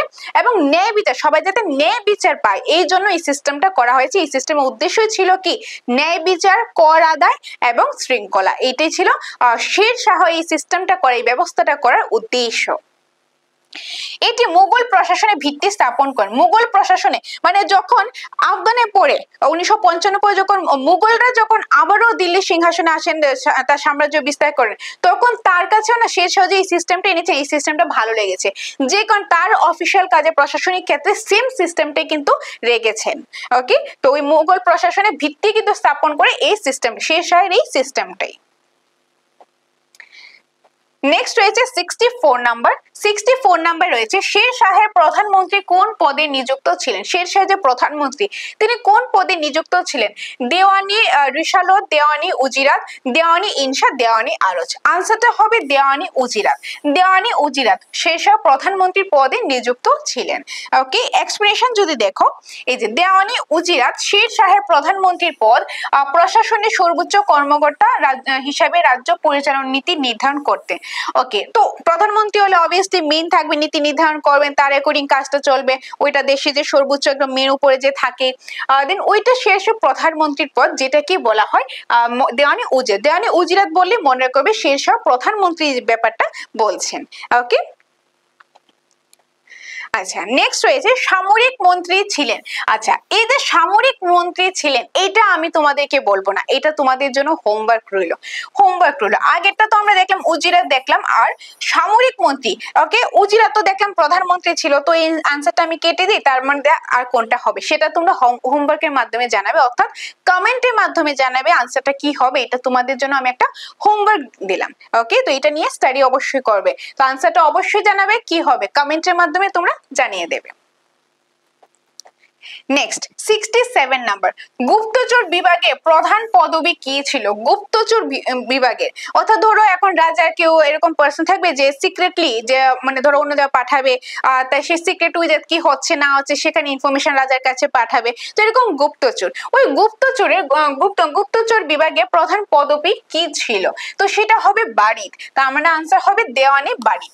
দেওয়ানি বারিদ। আচ্ছা, গত ক্লাসের মধ্যে একজনের কনফিউশন ছিল, তোমাদের যখন দিল্লি সুলতানের পার্টটা থেকে এমসিকিউস আমি নিয়ে এসেছিলাম। আজকে তো যেরকম শেরশাহ, তারপর পানিপতি বিষয়গুলো আমরা পড়ছি, তো ওই দিল্লি সুলতানের পার্টটা যখন আমরা করেছিলাম সেখান থেকে এমসিকিউস দেখেছিলাম।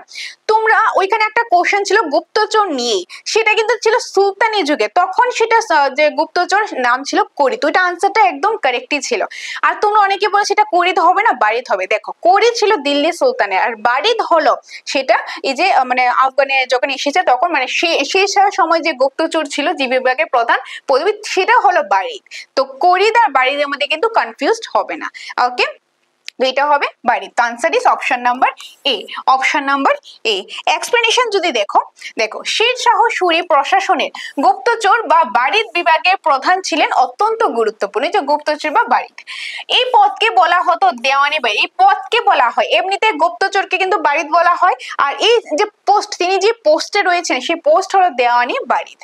তিনি গোয়েন্দা তথ্য সংগ্রহ, দূরদর্শী নজরদারি এবং সামরিক রাজনৈতিক খবরাখবরের দায়িত্ব পালন করতেন, ওই যে বিভিন্ন ইনফরমেশন এনে দিতেন। রাজ্য নিরাপত্তা ও শাসন কার্যকারিতা বজায় রাখতে তার ভূমিকা অপরিহার্য, রাজ্য যাতে সেফ থাকে, নিরাপত্তা থাকে, রাজ্যের কাজটা সুন্দরভাবে চলে, এই জন্য মানে এরকম গুপ্তচর থাকা দরকার। ইভেন এখনো যদি বলি, ইভেন সব দেশের মধ্যে এরকম থাকে, স্পাই কিন্তু থাকে, যে অন্য দেশ থেকে কোনো কিছু কেউ হামলা করছে না তো, কোনো একটা ক্ষতি হতে যাচ্ছে না তো, তো এরকম সিক্রেটলি এজেন্ট কিন্তু থাকে, ওইটাকে কিন্তু গুপ্তচর বলা হয়। ক্লিয়ার?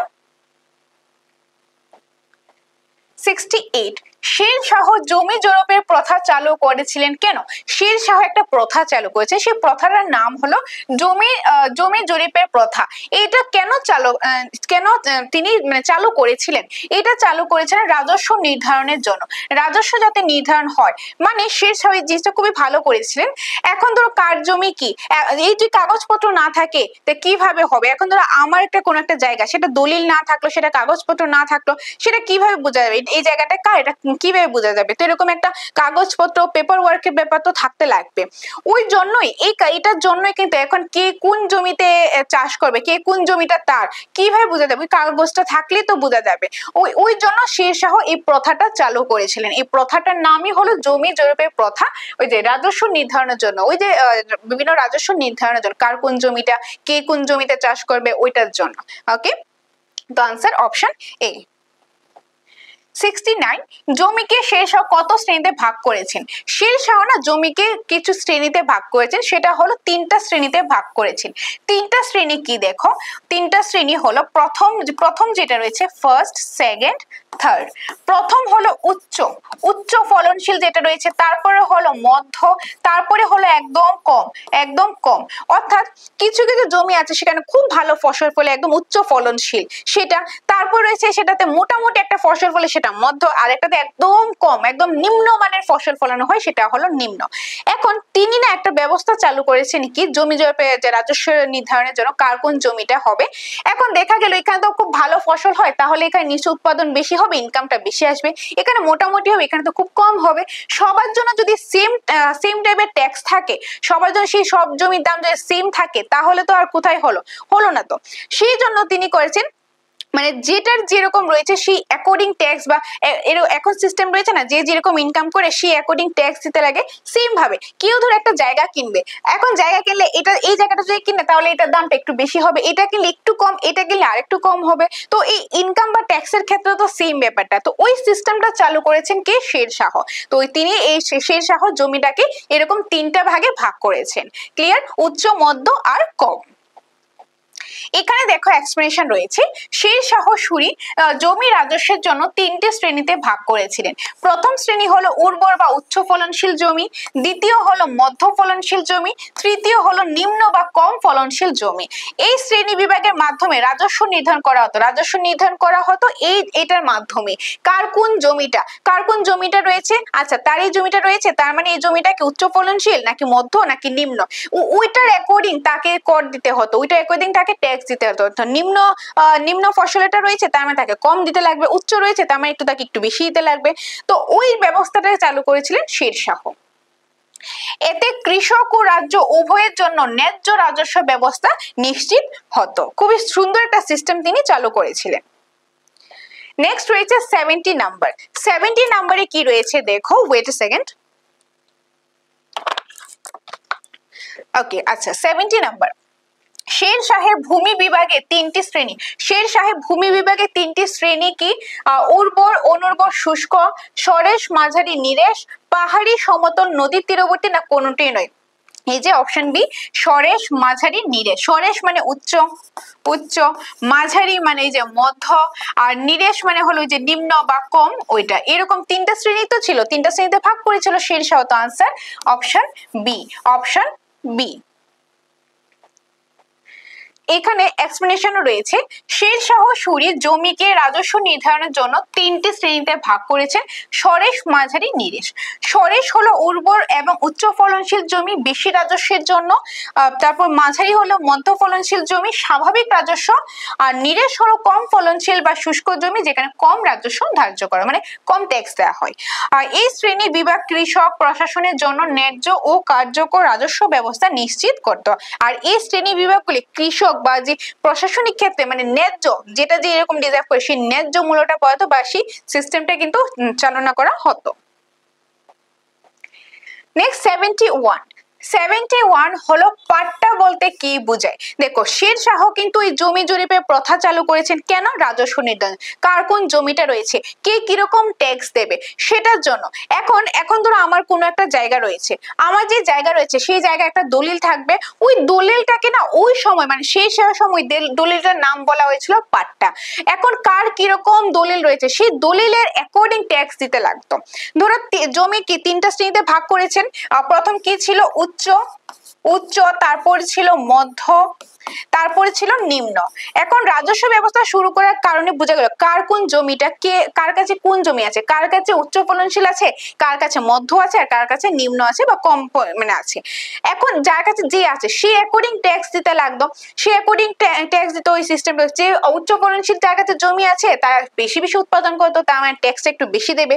মধ্য হলে স্বাভাবিক রাজস্ব দেবে, আর নিম্ন হলে সেটা একটু কম দেবে, মানে নিম্ন নিম্ন মানে রাজস্বটা দেওয়া হবে, ট্যাক্স দেওয়া হবে। ওই সিস্টেমটা ছিল। এখন ওই যে সিস্টেমটা আমরা কিভাবে বুঝবো কার কাছে কোন জমিটা আছে, সেটা কিভাবে বোঝা হতো? সেটা দলিলের মাধ্যমে বোঝা হতো। অর্থাৎ কাগজে যে দলিলটা থাকে ওই দলিলকে বলা হয় পাট্টা। দলিলকে কি বলা হয়? দলিলকে বলা হয় পাট্টা, সেই সময় পাট্টা। এখন কার কাছে কোন দলিলটা আছে, মানে কার কাছে যে দলিলটা আছে সেই দলিলটা দেখে তো বোঝা যাবে। এখন ধরো আমার একটা জায়গা আছে, আমার দলিলটা রয়েছে, সেটাকে পাট্টা। এখন সেই দলিলটা দেখে তো বোঝা যাবে যে জায়গাটা কোন জায়গাতে আছে, সেটা বাস্তু জায়গা নাকি বাস্তু জায়গা না, সেটা দেখে দিতে লাগতো। বা সেটা ওই দলিলটা দেখে তো বোঝা যেত সেটা কি উচ্চ নাকি মধ্য নাকি নিম্ন। ওইটা দেখে যখন ট্যাক্স নির্ধারণ করা হতো সেটাকে বলা হয় কবুলিয়াত। কি বলা হয়? কবুলিয়াত, যেটা আমরা নেক্সট কোশ্চেনে দেখবো। ওকে, নেক্সট বা দু তিনটা কোশ্চেনের পরে সেটাও আমি রেখেছি। তো এখানে পাট্টা বলতে কি বোঝায়? কৃষকের নামে দলিল বোঝায়। তার মানে অপশন এ কারেক্ট আনসার। পাট্টা বলতে কৃষকের নামে যে দলিলটা সেই দলিলটাকে বোঝায়। এক্সপ্লেনেশন দেখো, শের শাহ সুরির রাজস্ব ব্যবস্থায় পাট্টা ছিল গুরুত্বপূর্ণ দলিল। এটি কৃষকের নাম ও জমির পরিমাণ দলিল নির্দেশ করত, মানে কৃষকের নাম বা তার কার কোন জমিটা রয়েছে সেটা এই দলিল থেকে বোঝা যেত। পাট্টার মাধ্যমে কৃষক তার জমির মালিকানা ও করের দায়িত্ব প্রমাণ করে। আর পাট্টার মাধ্যমে কৃষকের যে ওই জমিটাতে কৃষকের ওই জমিটাতে তার বা তার যে মানে কিরকম ট্যাক্স দেবে সেটা দলিল থেকে বোঝা যেত। প্রশাসন ও এই নথি ব্যবহার করে কর সংগ্রহ, জমির হিসাব রাখতো। প্রশাসন কি করতো? এই নথিটা বা এই দলিলটা দেখিয়ে বুঝতো, আচ্ছা তার কাছে এই দলিলটা আছে, এই জায়গাটা আছে উচ্চ বা মধ্য বা নিম্ন, তার মানে তার থেকে এরকম ট্যাক্স নিতে লাগবে। পাট্টা কৃষক ও রাজ্যের মধ্যে ন্যায্য সম্পর্ক স্থাপন ও কর ব্যবস্থাকে স্বচ্ছ রাখতো। আচ্ছা, নেক্সট দেখো দিয়ে দিয়েছি কবুলিয়াত। কবুলিয়াত বলতে কি বোঝায়? কর প্রদান অঙ্গীকার কি ছিল? কর প্রদান অঙ্গীকার, যুদ্ধের চুক্তি, সেনাবাহিনী শপথ, আদালতের নথি, এটা হবে কর প্রদানের অঙ্গীকার। মানে কবুলিয়াত হলো ওই যে এখন পাট্টা ছিল দলিল, সেই দলিল দেখে তো বোঝা যাবে তার কাছে কোন জায়গাটা আছে, উচ্চ না মধ্য না নিম্ন, সেটার অ্যাকর্ডিং ঠিক করা হতো তাকে কিরকম ট্যাক্স দিতে লাগবে। ওই যে ট্যাক্স দেওয়াটা ওইটাই হলো কবুলিয়াত। ওইটাই হলো কবুলিয়াত, মানে কর প্রদানের অঙ্গীকার। তার মানে আনসার ইজ অপশন নাম্বার এ। যদি বলা হয় পাট্টা ওই দলিলটা কৃষকের দলিল, আর কবুলিয়াত হলো কর প্রদানের অঙ্গীকার। এক্সপ্লেনেশন দেখো, শের শাহ সুরির রাজস্ব ব্যবস্থায় কবুলিয়াত একটি গুরুত্বপূর্ণ নথি। এটি মূলত কৃষক বা জমিদারের কর প্রদানের অঙ্গীকার নির্দেশ করে। কবুলিয়াতের মাধ্যমে নির্দিষ্ট পরিমাণ রাজস্ব সময় মতো জমা দেওয়ার নিশ্চয়তা দেওয়া হতো। প্রশাসন এই নথি ব্যবহার করে রাজস্ব আদায় ও হিসাব তদারকি করত। কবুলিয়াত রাজস্ব ব্যবস্থাকে সুসংহত ও স্বচ্ছ রাখতে সহায়ক ছিল। নেক্সট রয়েছে 73 নম্বর, শের শাহ সেনাদের কিভাবে বেতন দিত? শের শাহ সেনাদের কিভাবে বেতন দিত? যে জায়গির মাধ্যমে, নাকি নগদ অর্থে, জমিদান করে, নাকি পণে? আনসার হবে নগদ অর্থে। তিনি ক্যাশে পেমেন্ট করতো, যে সেনাদের বেতন ক্যাশে করতো। 74 নম্বর, অশ্বারোহী বাহিনীতে দাগ ও হলিয়া প্রথা কার অনুকরণ চালু করেন? যে অশ্বারোহী বাহিনীতে যে দাগ ও হলিয়া প্রথা, অর্থাৎ আগেকার দিনে এত টেকনোলজি ছিল না। এখনকার যেরকম একটা জব পেলাম, সেটা ইনফরমেশন অনলাইনে থাকে, পেপার ওয়ার্ক থাকে, অনেক কিছু থাকে। আগে এরকম সুযোগ সুবিধা ছিল না। তখন যে ঘোড়া যে ব্যবহার করা হতো, সেই ঘোড়াটা কার, কোন সাম্রাজ্যে সেই ঘোড়াটা, বা কোনখানে সেই ঘোড়াটা চিহ্নিত করার জন্য সেই ঘোড়ার যে বডির মধ্যে যে মার্ক করে দেওয়া হতো, একটা চিহ্ন দেওয়া হতো, একটা দাগ দেওয়া হতো। ইভেন যারা ধরো এখন ধরো শের শাহ রয়েছে, তার আন্ডারে কে কে কাজ করবে, কোন কোন সৈন্য কাজ করবে, অন্যান্য রাজা রয়েছে কার আন্ডারে কে কে কাজ করবে, তারা যে রয়েছে এখন তাদেরকে কিভাবে চিহ্নিত করবে? তখন তাদের মধ্যে এই যে হলিয়াটা লিখে দেওয়া হতো, মানে তাদের বডির মধ্যে সেই মার্কটা থাকতো। সেটা দেখে বোঝা যেত যে কে কোন সাম্রাজ্যে রয়েছে, কে কোনখানে রয়েছে, সেটা দেখে বোঝা যেত। তো এই যে নিয়মটা, এই যে প্রথাটাই, সেই প্রথাটা কে চালু করেছে? এই প্রথাটা চালু করেছেন আলাউদ্দিন খলজি। তো আনসার ইজ অপশন নাম্বার এ, আলাউদ্দিন খলজি। আলাউদ্দিন খলজি এই প্রথাটা যে চালু করেছিলেন। আর আলাউদ্দিন খলজির এই প্রথাটা শের শাহের খুব ভালো লেগেছিল। শের শাহ কিন্তু এই সেম প্রথাটাই কিন্তু তিনি এটা কন্টিনিউ করে গেছেন। ওকে, তো এখানে দেখো এক্সপ্লেনেশন দেওয়া আছে। শের শাহ সুরি অশ্বারোহী বাহিনীতে দাগ ও হলিয়া প্রথা চালু করেছিলেন। এই প্রথা মূলত আলাউদ্দিন খলজি অনুকরণে চালু হয়, মানে আলাউদ্দিন খলজি মূলত এটি মানে চালু করেছিলেন। তার থেকে ইন্সপায়ার হয়ে শের শাহ সুরি এই প্রথাটা আবারও তার সময় চালু করেছেন। এতে প্রতিটি ঘোড়াকে বিশেষ চিহ্ন বা দাগ দিয়ে চিহ্নিত করা হয়, আর হুলিয়ার মাধ্যমে ঘোড়া স্বাস্থ্য, বয়স ও শক্তি নির্ধারণ করা হতো। এটি সামরিক বাহিনীকে সংগঠিত নিয়মিত রাখার জন্য গুরুত্বপূর্ণ পদক্ষেপ ছিল। তারপর রয়েছে 75 নম্বর, শের শাহের সময় সর্বোচ্চ বিচারক ছিলেন। শের শাহ যখন রাজা ছিলেন, তখন তার সময় সর্বোচ্চ বিচারক কে ছিল? মেইন কে ছিল? মেইন তখন রাজাই ছিল। তো answer is option number B, রাজা। এক্সপ্লেনেশন দেখো, চারটা অপশন নিয়ে এক্সপ্লেনেশন দেওয়া হয়েছে। কাজী, এদের শের শাহের সময় স্থানীয় বা ধর্মীয় বিচারক ইসলামী আইনের ভিত্তিতে বিবাদ নিষ্পত্তি করতেন। বেসিক্যালি ধর্মীয় যে বিচারক ছিল নাকি মানে কাজী বলা হতো। তারপর যেরকম রাজা সর্বোচ্চ বিচারক হিসাবে চূড়ান্ত বিচার ও সিদ্ধান্ত গ্রহণে ক্ষমতা রাখতেন, মানে সর্বোচ্চ বিচারে তিনি যা ডিসিশন নিতে সেটাই ফাইনাল থাকতো, তিনি সব সিদ্ধান্ত নিত, ডিসিশন বগেরা নিত, সেটা রাজাই কিন্তু ছিল। মেইনলি সর্বোচ্চ পদে রাজাই ছিল। আর দেওয়ানি ইনসা মূলত প্রশাসনিক ও সামরিক নথি পরিচালনার দায়িত্ব ছিলেন। এটি বিচার নয়, দেওয়ানি ইনসা তিনি বিচার করতেন না, তিনি বেসিক্যালি অফিসিয়াল কাজকর্মে, সামরিক নথি এগুলি পরিচালনার ক্ষেত্রে কাজ করতেন যে ইনসা, দেওয়ানি ইনসা। আর মিরি আদল হলো স্থানীয় আদালতের বিচারক, প্রাদেশিক পর্যায়ে বিচার কার্যক্রমে দেখতেন। মিরি আদল হলো স্থানীয় আদালতের বিচারক ছিলেন। শের শাহের সময় বিচার ব্যবস্থা কেন্দ্রীভূত ও সংগঠিত ছিল, যেখানে রাজা চূড়ান্ত ও সর্বোচ্চ ন্যায় বিচারের দায়িত্ব ছিলেন, মানে সেন্ট্রাল টাইপের ছিলেন। ধরো সাম্রাজ্য বিস্তার শের শাহ ছিল, তার আন্ডারে আরো 47টি প্রদেশ ছিল, সেখানের মধ্যে আবার একজন করে যেরকম শিকদার ছিল, তো ছিল, এগুলি ছিল। তো কিন্তু মেইনলি কিন্তু সর্বোচ্চ রাজা হিসেবে তিনি কিন্তু ছিল, তো সর্বোচ্চ ছিল রাজা। তারপর 76 নাম্বার, শের শাহের বিখ্যাত সড়কটির নাম কি? যে শের শাহের যে বিখ্যাত যে সড়কটি, সেটার নাম কি? অপশন দেখো, সড়কে আজম, সড়কে আলা, সড়কে হিন্দ, নাকি মহাপথ? আনসারটা কি হবে? আনসারটা হবে শের-ই আজম। কি? শের-ই আজম, সড়ক-ই আজম, সড়ক-ই আজম। শের শাহের বিখ্যাত সড়কটির নাম হলো Sadak e Azam. Option number A, option A. Expedition Sher Shah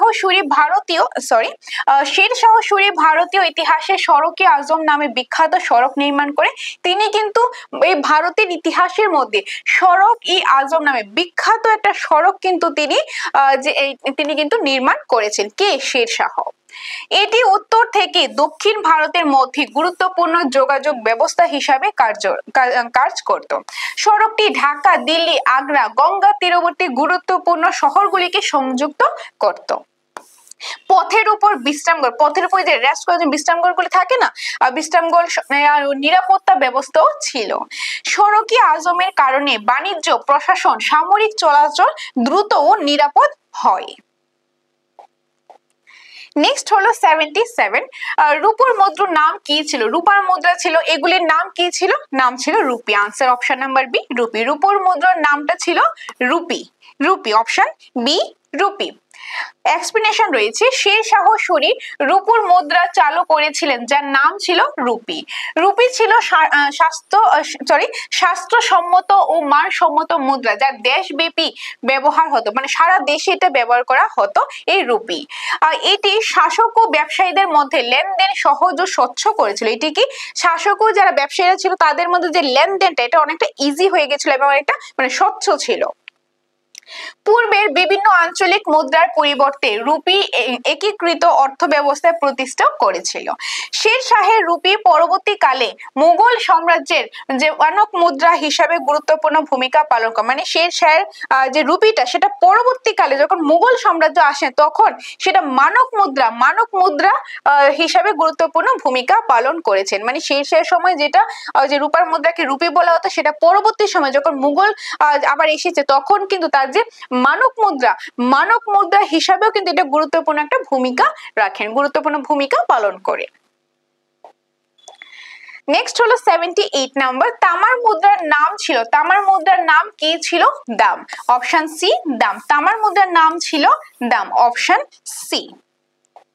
এক্সপ্লেনেশনে রয়েছে, শের শাহ সুরি তামার মুদ্রা চালু করেছিলেন যার নাম ছিল কি? দাম। নামটা কি? নামটা হলো দাম। দাম ছিল সাধারণত লেনদেনের জন্য ছোট মূল্যের মুদ্রা। মানে দামটা ছিল ধরো ছোটখাটো কোনো বিজনেস হবে, লেনদেন করা হবে, সেখানে ছোট মানে ইউজ করা হতো, তখন সেটা দাম ইউজ করা হতো। মানে ছোট ক্ষেত্রের দাম, ওভারঅলটা কিন্তু রুপি ইউজ করা হতো। এটি রুপি ও সোনার মুদ্রার সাথে ব্যবহার হতো দৈনন্দিন বাজে। এটি রুপি আর সোনার মুদ্রার সাথে মানে ডেইলি বেসিসে কাজের ক্ষেত্রে ছোট লেনদেনের ক্ষেত্রে এগুলা ইউজ করা হতো, এদের দামটা ইউজ করা হতো, যেটা কিনা হলো তামার মুদ্রা ছিল।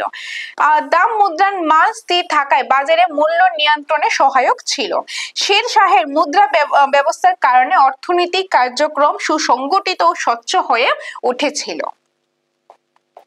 তারপর 79 নাম্বার, শের শাহের রাজসভায় কোন ঐতিহাসিক ছিলেন? মানে শের শাহ যে রাজসভাটা ছিল সেখানে কোন ঐতিহাসিক ছিলেন? অপশন কি রয়েছে দেখে নাও। মালিক মোহাম্মদ জায়সি, আব্বাস খান শেরওয়ানি, ফিরদৌসি, আল বারুনি। আনসারটা কি হবে? আনসারটা হবে অপশন বি, আব্বাস খান শেরওয়ানি। আব্বাস খান শেরওয়ানি। এখন শুধু যে এটা আনসার জেনে নিলাম এখানে শেষ না, এখন চারটা অপশনই আমরা জানবো কে কোন মানে কি ছিল সেটা আমরা কিন্তু জানবো। তার মধ্যে যদি একটা জিনিস তোমরা মনে রাখো, যে মালিক মোহাম্মদ জায়সি, ফিরদৌসি, আল বেরুনি, এগুলি শের শাহের সময় ছিল। এটা অনেক শের শাহের মানে আসার আর অনেক আগে তারা ছিল। তো শের শাহের সময় তো তারা ছিলই না, তো শের শাহের রাজসভায় তারা কিভাবে থাকবে? তো আনসার এমনিতেও অপশন বি, আব্বাস খান শেরওয়ানি হয়। ওকে, এক্সপ্লেনেশন চলো দেখিনি। মালিক মোহাম্মদ জায়সি বিখ্যাত কবি ছিলেন। তিনি পদ্মাবত রচনাকারী। শের শাহের সময় তিনি নয়, তিনি শের শাহের সময় তার আগে ছিল। তো তিনি কিন্তু যে বিখ্যাত একজন কবি ছিল, তিনি কিন্তু যে পদ্মাবত রয়েছে, পদ্মাবত কিন্তু রচনা করেছেন, যেখান থেকে আমরা যে রানী পদ্মাবতী, আলাউদ্দিন খোঁজার বিভিন্ন অনেক কিছু বিষয় আমরা জানতে পারি। তো এটা কে রচনা করেছেন? এই যে মালিক মোহাম্মদ জায়সি। আব্বাস খান শেরওয়ানি শের শাহের রাজসভায় ঐতিহাসিক ও উপদেষ্টা ছিল। ইতিহাস রচনায় গুরুত্বপূর্ণ ভূমিকাও পালন করেছিলেন। আর এটি কিন্তু আমাদের সঠিক উত্তর। ফিরদৌসি পারস্যের মহাকবি, তিনি পারস্যের মহাকবি ছিলেন, তিনি শের শাহের সময় নয় তার আরো অনেক আগে তিনি ছিলেন। আর আল বেরুনি বিখ্যাত ভারতীয় ও ইসলামিক বিজ্ঞানী ও ইতিহাসবিদ, শের শাহের সময়কাল থেকে অনেক আগের সময়ের কিন্তু তিনি ছিলেন। তো শের শাহের রাজসভায় আব্বাস খান শেরওয়ানি ইতিহাস প্রশাসনের উপদেষ্টা হিসাবে গুরুত্বপূর্ণ ভূমিকা পালন করতেন। তার মানে আনসার অপশন বি আব্বাস খান শেরওয়ানি। নেক্সট 80 নাম্বার, শের শাহের মৃত্যু কোথায় হয়েছিল? আমরা কয়েকটা কোশ্চেন আগে কিন্তু দেখেছিলাম শের শাহের যে মৃত্যু হয়েছিল কবে হয়েছিল। শের শাহের মৃত্যু হয়েছিল 1545-এ শের শাহের মৃত্যু হয়েছিল। ওই যে যুদ্ধের মধ্যে গোলা বারুদের কারণে, যে বিস্ফোরণের কারণে কিন্তু তার মৃত্যু হয়েছিল। সেটা কোথায় হয়েছিল? সেটা হয়েছিল কালিঞ্জ দুর্গে। তো আনসার কি হবে? অপশন সি কালিঞ্জ দুর্গে। কালিঞ্জ দুর্গে, option C is the correct answer. কবে হয়েছিল? 1545 খ্রিস্টাব্দে। 81, বিক্রমজিৎ বা বিক্রমাদিত্য উপাধি কে ধারণ করেন? যে বিক্রমজিৎ বা বিক্রমাদিত্য উপাধিটা কে ধারণ করেন? হিমু বা হেমচন্দ্র, হিমু একটা নামই হেমচন্দ্র, মোহাম্মদ আদিল শাহ, বৈরাম খাঁ, নাকি কোনটি নয়? এটার আনসারটা কি হবে? এখানে যে আনসারটা হবে সেটা হলো এই যে হিমু বা হেমচন্দ্র। হিমু বা হেমচন্দ্র সে কিন্তু এই বিক্রমজিৎ বা বিক্রমাদিত্য উপাধিটা ধারণ করেন। তো এখান থেকে তোমরা বলতে পারো মোটামুটি আমাদের যে পানিপথের যে বিষয়টা রয়েছে, পানিপথের দ্বিতীয় যুদ্ধ, যেটা পানিপথের দ্বিতীয় যুদ্ধ হয়েছে 1556। তার আগে আফগানরা ছিল, তারপরে এই যুদ্ধের পর জয়ী হয়েছে মুঘল থেকে, তখন মুঘল সাম্রাজ্য কিন্তু শুরু হয়েছে। 1556 থেকে মুঘল সাম্রাজ্যটা শুরু হয়েছে। তো এখানে একটা যুদ্ধ হয়েছিল, যে যুদ্ধের মধ্যে জয়ী হয়ে মুঘল সাম্রাজ্যটা কিন্তু বিস্তার লাভ করতে পেরেছে। সেই যুদ্ধটা হলো পানিপথের যুদ্ধ। আর এই যুদ্ধটাকে এখান থেকে বলা হয় মুঘল এবং আফগানের যে সংঘর্ষ 1556, যেটা তোমার সিলেবাসে লেখা আছে মুঘল আফগান সংঘর্ষ 1556, ওইটা এই যুদ্ধের কথা বলেছে পানিপথের দ্বিতীয় যুদ্ধ। পানিপথের প্রথম যুদ্ধ হয়েছিল 1526 খ্রিস্টাব্দে, আর পানিপথের দ্বিতীয় যুদ্ধ হয়েছে 1556 কাদের মধ্যে? মুঘল এবং আফগানের মধ্যে। ওকে, তখন মুঘলের মধ্যে কে ছিল, আফগানের মধ্যে কে ছিল, সম্পূর্ণ বিষয়টা আমরা জানবো। খুব গুরুত্বপূর্ণ বিষয়, তো তোমরা অবশ্যই ক্লাসটা লাস্ট পর্যন্ত দেখতে থাকো। চলো এখন দ্বিতীয় পাঠটা এখান থেকে স্টার্ট করছি। তো বিক্রমজিৎ বা বিক্রমাদিত্য উপাধি কে ধারণ করেন? হিমু বা হেমচন্দ্র ধারণ করেন। ওকে, এখন এখানের মধ্যে আমি তোমাদের বিষয়টা আমি বলছি। এই যে পানিপথের যুদ্ধটা, পানিপথের যুদ্ধ মানে পানিপথে জলের পথে যুদ্ধ হয়েছে, এটার নাম হয়েছে পানিপথের যুদ্ধ। পানিপথের যুদ্ধ, পানিপথে প্রথমবার যুদ্ধ হয়েছিল একদম ফার্স্ট টাইম যখন যুদ্ধ হয়েছিল সেটা হয়েছিল 1526, আর দ্বিতীয়বার হয়েছে সেকেন্ড টাইম হয়েছে সেটা হলো 1556। তো যেহেতু মানে প্রথমবার হয়েছে সেটা 26 হয়েছিল, পরের বার যখন হয়েছে সেটা আবারও পানিপথে হয়েছে, যেখানে সেকেন্ড টাইম হলো, তার জন্য এটা নাম দিয়েছে দ্বিতীয় পানিপথের যুদ্ধ। তো দ্বিতীয় পানিপথের যুদ্ধটা কবে হয়? দ্বিতীয় পানিপথের যুদ্ধ কবে হয়? 1556 সালে দ্বিতীয় পানিপথের যুদ্ধ হয়। এখন কথা হলো কাদের মধ্যে হয় দ্বিতীয় পানিপথের যুদ্ধটা? কাদের মধ্যে হয়? এইটা হয় আফগান আর মুঘলের মধ্যে হয়। একবার আফগান আর মুঘলের মধ্যে 1539 আর 1540 হয়েছে চৌসার কনৌজ শের শাহ আর হুমায়ুনের মধ্যে।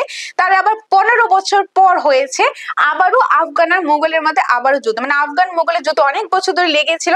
তার মধ্যে এই যুদ্ধটাই কিন্তু লাস্ট ছিল এখানেই, মানে দুইটা শেষ হয়ে গেছে, মানে দুইটার মধ্যে যুদ্ধটা শেষ হয়ে গেছে, আফগান হেরে গেছে, মুঘল জিতে গেছে, তারপর থেকে মুঘল সাম্রাজ্য আবার বিস্তার হয়েছে।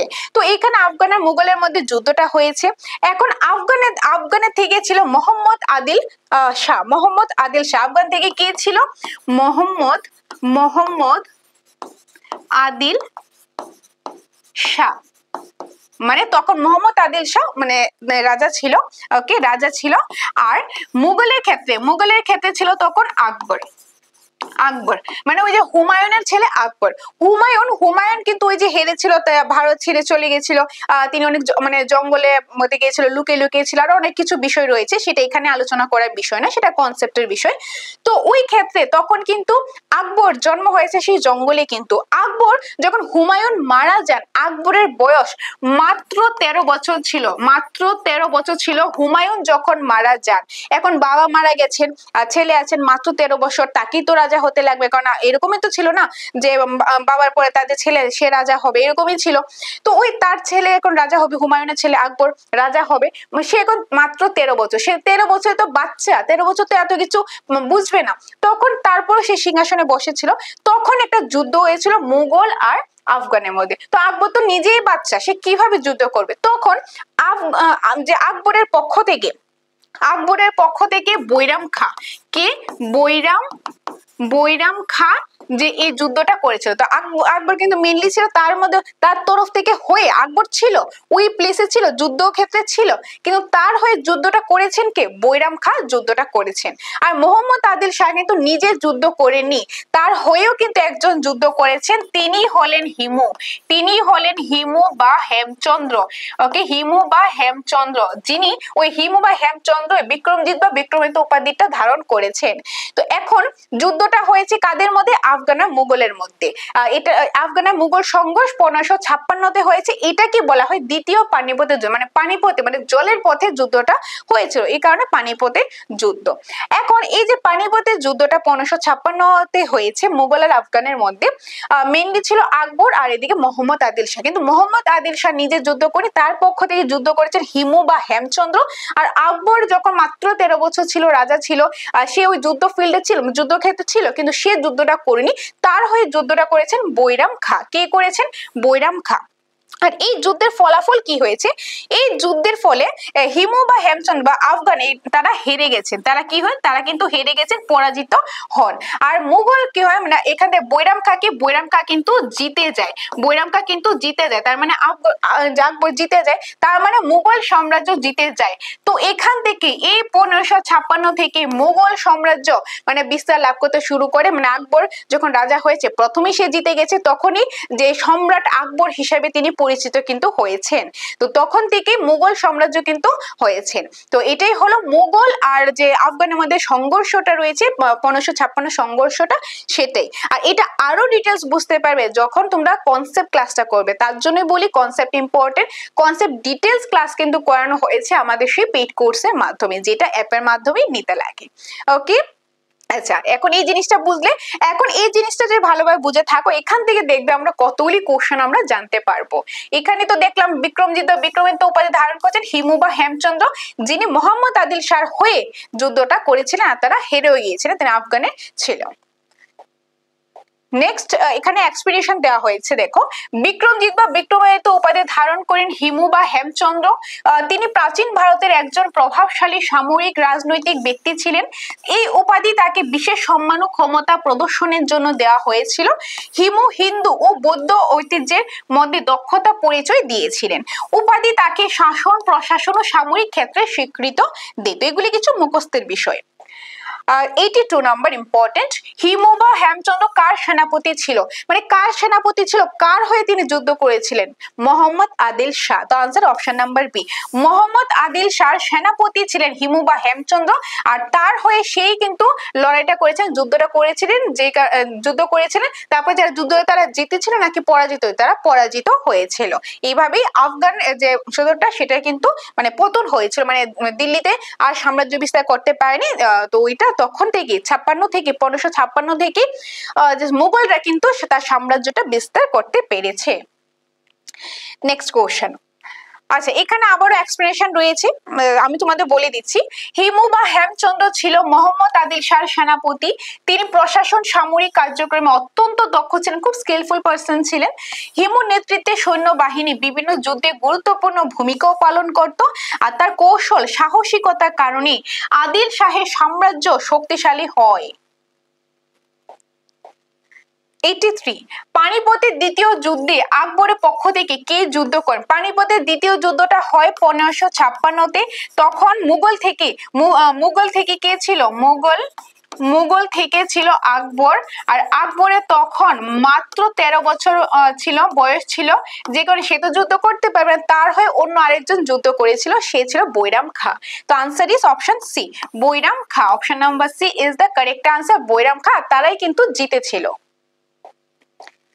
এক্সপ্লেনেশন, পানিপথের দ্বিতীয় যুদ্ধ 1556 খ্রিস্টাব্দ আকবরের সাম্রাজ্যের প্রতিষ্ঠাতার জন্য গুরুত্বপূর্ণ। এইভাবে আকবরের সাম্রাজ্যটা প্রতিষ্ঠা করেছেন এই যুদ্ধে জিতার ফলে।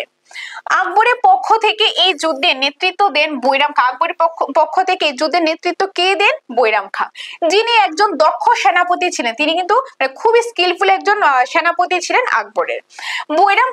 বৈরাম খাঁ আচ্ছা, এই যে তিনি দক্ষ ছিলেন, দক্ষ সেনাপতি ছিলেন, তিনি কিন্তু তার আকবর রাজা হওয়ার আগে থেকেই কিন্তু তিনি ছিলেন। আচ্ছা, নেক্সট, বৈরাম খাঁ হিমু বা হেমচন্দ্রের নেতৃত্বাধীন সেনাবাহিনীর বিরুদ্ধে লড়াই করেন। তার সাহসিকতা ও কৌশলের কারণে আকবরের বাহিনী বিজয়ী হয়।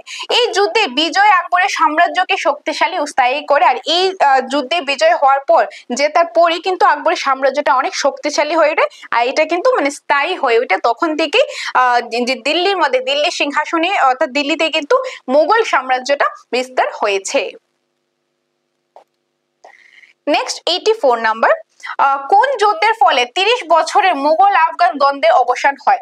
মুঘল আফগানের মধ্যে অনেক দিন ধরে দ্বন্দ্ব লেগেছিল, কিন্তু একটা যুদ্ধের পর সেটা একদম মানে শেষ হয়ে গেছে। আফগান পুরোই হেরে গেছে বলতে পারো। তো ওই কোন যুদ্ধটা? ওই যে লাস্টের সংঘর্ষটা, অর্থাৎ 1556 যে সংঘর্ষটা, সেটা ছিল পানিপথের দ্বিতীয় যুদ্ধটা। তো আনসার হবে অপশন এ, পানিপথের দ্বিতীয় যুদ্ধের ফলে। এক্সপ্লেনেশন এখানে সেম আগের মতোই দেওয়া রয়েছে, কবে হয়েছে, কার মধ্যে হয়েছে, কে নেতৃত্ব দিয়েছে, কে বিজয়ী হয়েছে, কে হেরেছেন, ওইটাই রয়েছে। কিন্তু এক্সট্রা ভাবে আর এক্সপ্লেন করা এখানে আর কিছু নেই। নেক্সট কোশ্চেন 85 নাম্বার, পানিপথের দ্বিতীয় যুদ্ধে কে পরাজিত হন? হেরেছেন কে? ওই যে আফগান থেকে ছিল। যদি মেইনলি বলি সেটা আনসারটা কি হবে? সেটা হলো ওই যে মোহাম্মদ আদিল শাহ। আর যদি কে মানে যুদ্ধের ফিল্ডের মধ্যে ছিল, কে তার পক্ষ থেকে নেতৃত্ব দিয়েছেন, সে হবে কি? সেটা হবে হিমু বা হেমচন্দ্র। এখন আমার কোশ্চেনে কি ধরবো, অপশনে কি থাকবে সেটা বুঝে আমরা আনসারটা করব। এখানে বলেছে পানিপথের দ্বিতীয় যুদ্ধে কে পরাজিত হন? মোহাম্মদ আদিল শাহ না হিমু? বৈরাম খাঁ তো হবেই না। তো এখানে মেইনলি রাজা হিসেবে ছিল মোহাম্মদ আদিল শাহ, তার নেতৃত্বে যুদ্ধ করেছিলেন হিমু বা হেমচন্দ্র। যেহেতু দুটো অপশন রয়েছে, তো এখানে আমি হিমুটা আমি নিলাম, কারণ সে কিন্তু যুদ্ধ নিজে করেছিল, তার আন্ডারে ছিল, বাট সে নিজে যুদ্ধটা করেছিল। কোনটা কিন্তু অ্যাকচুয়ালি দেখতে গেলে দুইটাই কিন্তু আমার কারেক্ট রয়েছে, বাট এখন পরীক্ষাতে আসলে দেখবে তোমরা যে কোনো একটাই থাকবে, সেটা বুঝে তোমরা আনসারটা করবে। ওকে, আচ্ছা চলো নেক্সট যাই। 86, পানিপথ কোথায় অবস্থিত? পানিপথ কোথায় অবস্থিত? হরিয়ানাতে অবস্থিত, সবাই জানো। অপশন নাম্বার এ, এটাতে এক্সপ্লেন করা কি আছে? 87, পানিপথের দ্বিতীয় যুদ্ধের সময় আকবরের বয়স কত ছিল? আকবরের বয়স অনেকবার বলেছি 13 ছিল। তো আনসার অপশন এ 13। এক্সপ্লেনেশন রয়েছে, এটা তো অলরেডি বলা হয়েছে। কবে পানিপথের দ্বিতীয় যুদ্ধ হয়েছে? 1556। তখন মুঘল সম্রাট আকবরের মাত্র 13 বছর বয়স ছিল। সে তখন যেহেতু কিশোর ছিল, তার পক্ষ থেকে বৈরাম খাঁ যুদ্ধটা করেছিল। আর আকবরের তরুণ বয়সে তার নাম অন্তর্ভুক্ত থাকায়, মানে তার নামটা ইনক্লুড ছিল, সেই তো তখন রাজা, যে সে যুদ্ধ করেনি, বাট রাজা তো সেই ছিল। সেই কারণে বিজয় আকবরের শাসনকালে প্রতিষ্ঠিত মানে হতে এটা অনেকটা হেল্প করেন। আর এই যুদ্ধে বিজয় ভারতের উত্তরাঞ্চলে মুঘল সাম্রাজ্যকে অনেক বেশি শক্তিশালী, পাওয়ারফুল এবং স্থায়ী বা পার্মানেন্ট করে তোলে। 88, ভারতের কোন শহরটিকে ওয়েভিং সিটি অফ ইন্ডিয়া বলা হয়? ওয়েভিং সিটি অফ ইন্ডিয়া বলা হয় কোনটা? আনসারটা কি হবে? আনসারটা হবে হরিয়ানা। আনসার কি হবে? আনসারটা হবে হরিয়ানা হবে। ক্লিয়ার? এটা মুখস্থের বিষয় রয়েছে। নেক্সট রয়েছে 89, কোন যুদ্ধে জয়লাভের পর আকবর হিন্দুস্তানের সম্রাট বলে অভিনন্দিত হয়? মানে কোন যুদ্ধের পর আকবরকে হিন্দুস্তানের সম্রাট হিসেবে বলা হয়? ওই যে পানিপথের দ্বিতীয় যুদ্ধ। আনসার কি হবে? পানিপথের দ্বিতীয় যুদ্ধ, অপশন নাম্বার এ। সেটা কবে হয়? 1556-তে পানিপথের দ্বিতীয় যুদ্ধ হয়। আর পানিপথের যে প্রথম যুদ্ধটা বলি, তখন সেটা ছিল 1526-এ। ওকে, আর 1556-তে সেটা হলো পানিপথের দ্বিতীয় যুদ্ধ। কাদের মধ্যে হয়? আফগান এবং মোগল। আফগানের মধ্যে থেকে ছিল মোহাম্মদ আদিল শাহ, আর এদিকে ছিল মোগলে ছিল আকবর। আকবরের তখন 13 বছর বয়স ছিল, তার পক্ষ থেকে নেতৃত্ব দিয়েছিল বৈরাম খাঁ। আর মোহাম্মদ আদিল শাহর পক্ষ থেকে যুদ্ধটা করেছিল কে? সেটা ছিল হিমু বা হেমচন্দ্র। আর কে জিতেছিল? মোগলরা জিতেছিল। ওকে, নেক্সট কোশ্চেন 90, পানিপথের দ্বিতীয় যুদ্ধে কে জয়লাভ করেছিল? কে জয়লাভ করেছিল? হিমু না হেমচন্দ্র? না, তারা তো হেরেছিল। মোহাম্মদ আদিল শাহ এটাও হেরেছিল। আনসার এখানে option according option C Bairam Khan. যদি আকবর থাকতো, বৈরাম খাঁ না থেকে আকবর হতো, আকবরই তো রাজা ছিল, সে জিতেছিল, তার ওই নেতৃত্বে বৈরাম খাঁ। অর্থাৎ অপশন দেখে আমি আনসার করব। ক্লিয়ার? 91, পানিপথের দ্বিতীয় যুদ্ধ কবে হয়েছিল? কতবার বলেছি, 1556 সালে 5ই নভেম্বর। ডেটটা জেনে নাও, 5ই নভেম্বর। নতুন ইনফরমেশন জানলাম এখানে। এক্সপ্লেনেশন একটু দেখে নাও। পানিপথের দ্বিতীয় যুদ্ধ সংঘটিত হয় 1556 সালে 5ই নভেম্বর। এই মুঘল সম্রাট আকবর ও এবং আফগান নেতা হিমু বা হেমচন্দ্রের মধ্যে সংঘটিত, মানে মুঘল সম্রাট আকবর আর আফগানের নেতা হিমু বা হেমচন্দ্রের মধ্যে হয়েছিল। আকবরের পক্ষ থেকে বৈরাম খান নেতৃত্ব দেন। এই যুদ্ধে হিমু পরাজিত হন, আর যার ফলে মুঘল সাম্রাজ্য শক্তিশালী হয়। এই যুদ্ধের ফলাফলে প্রায় 30 বছরে মুঘল আফগানের দ্বন্দ্ব সমাপ্ত হয়। অলরেডি আগে বলেছি, এগুলো আর বারবার এক্সপ্লেন করে তো আশা করি দরকার নেই। তারপর কোনো ডাউট থাকলে কমেন্টে জানাবে, তোমাদের ডাউটগুলো আমি নেক্সট ক্লাসে ক্লিয়ার করে দেব।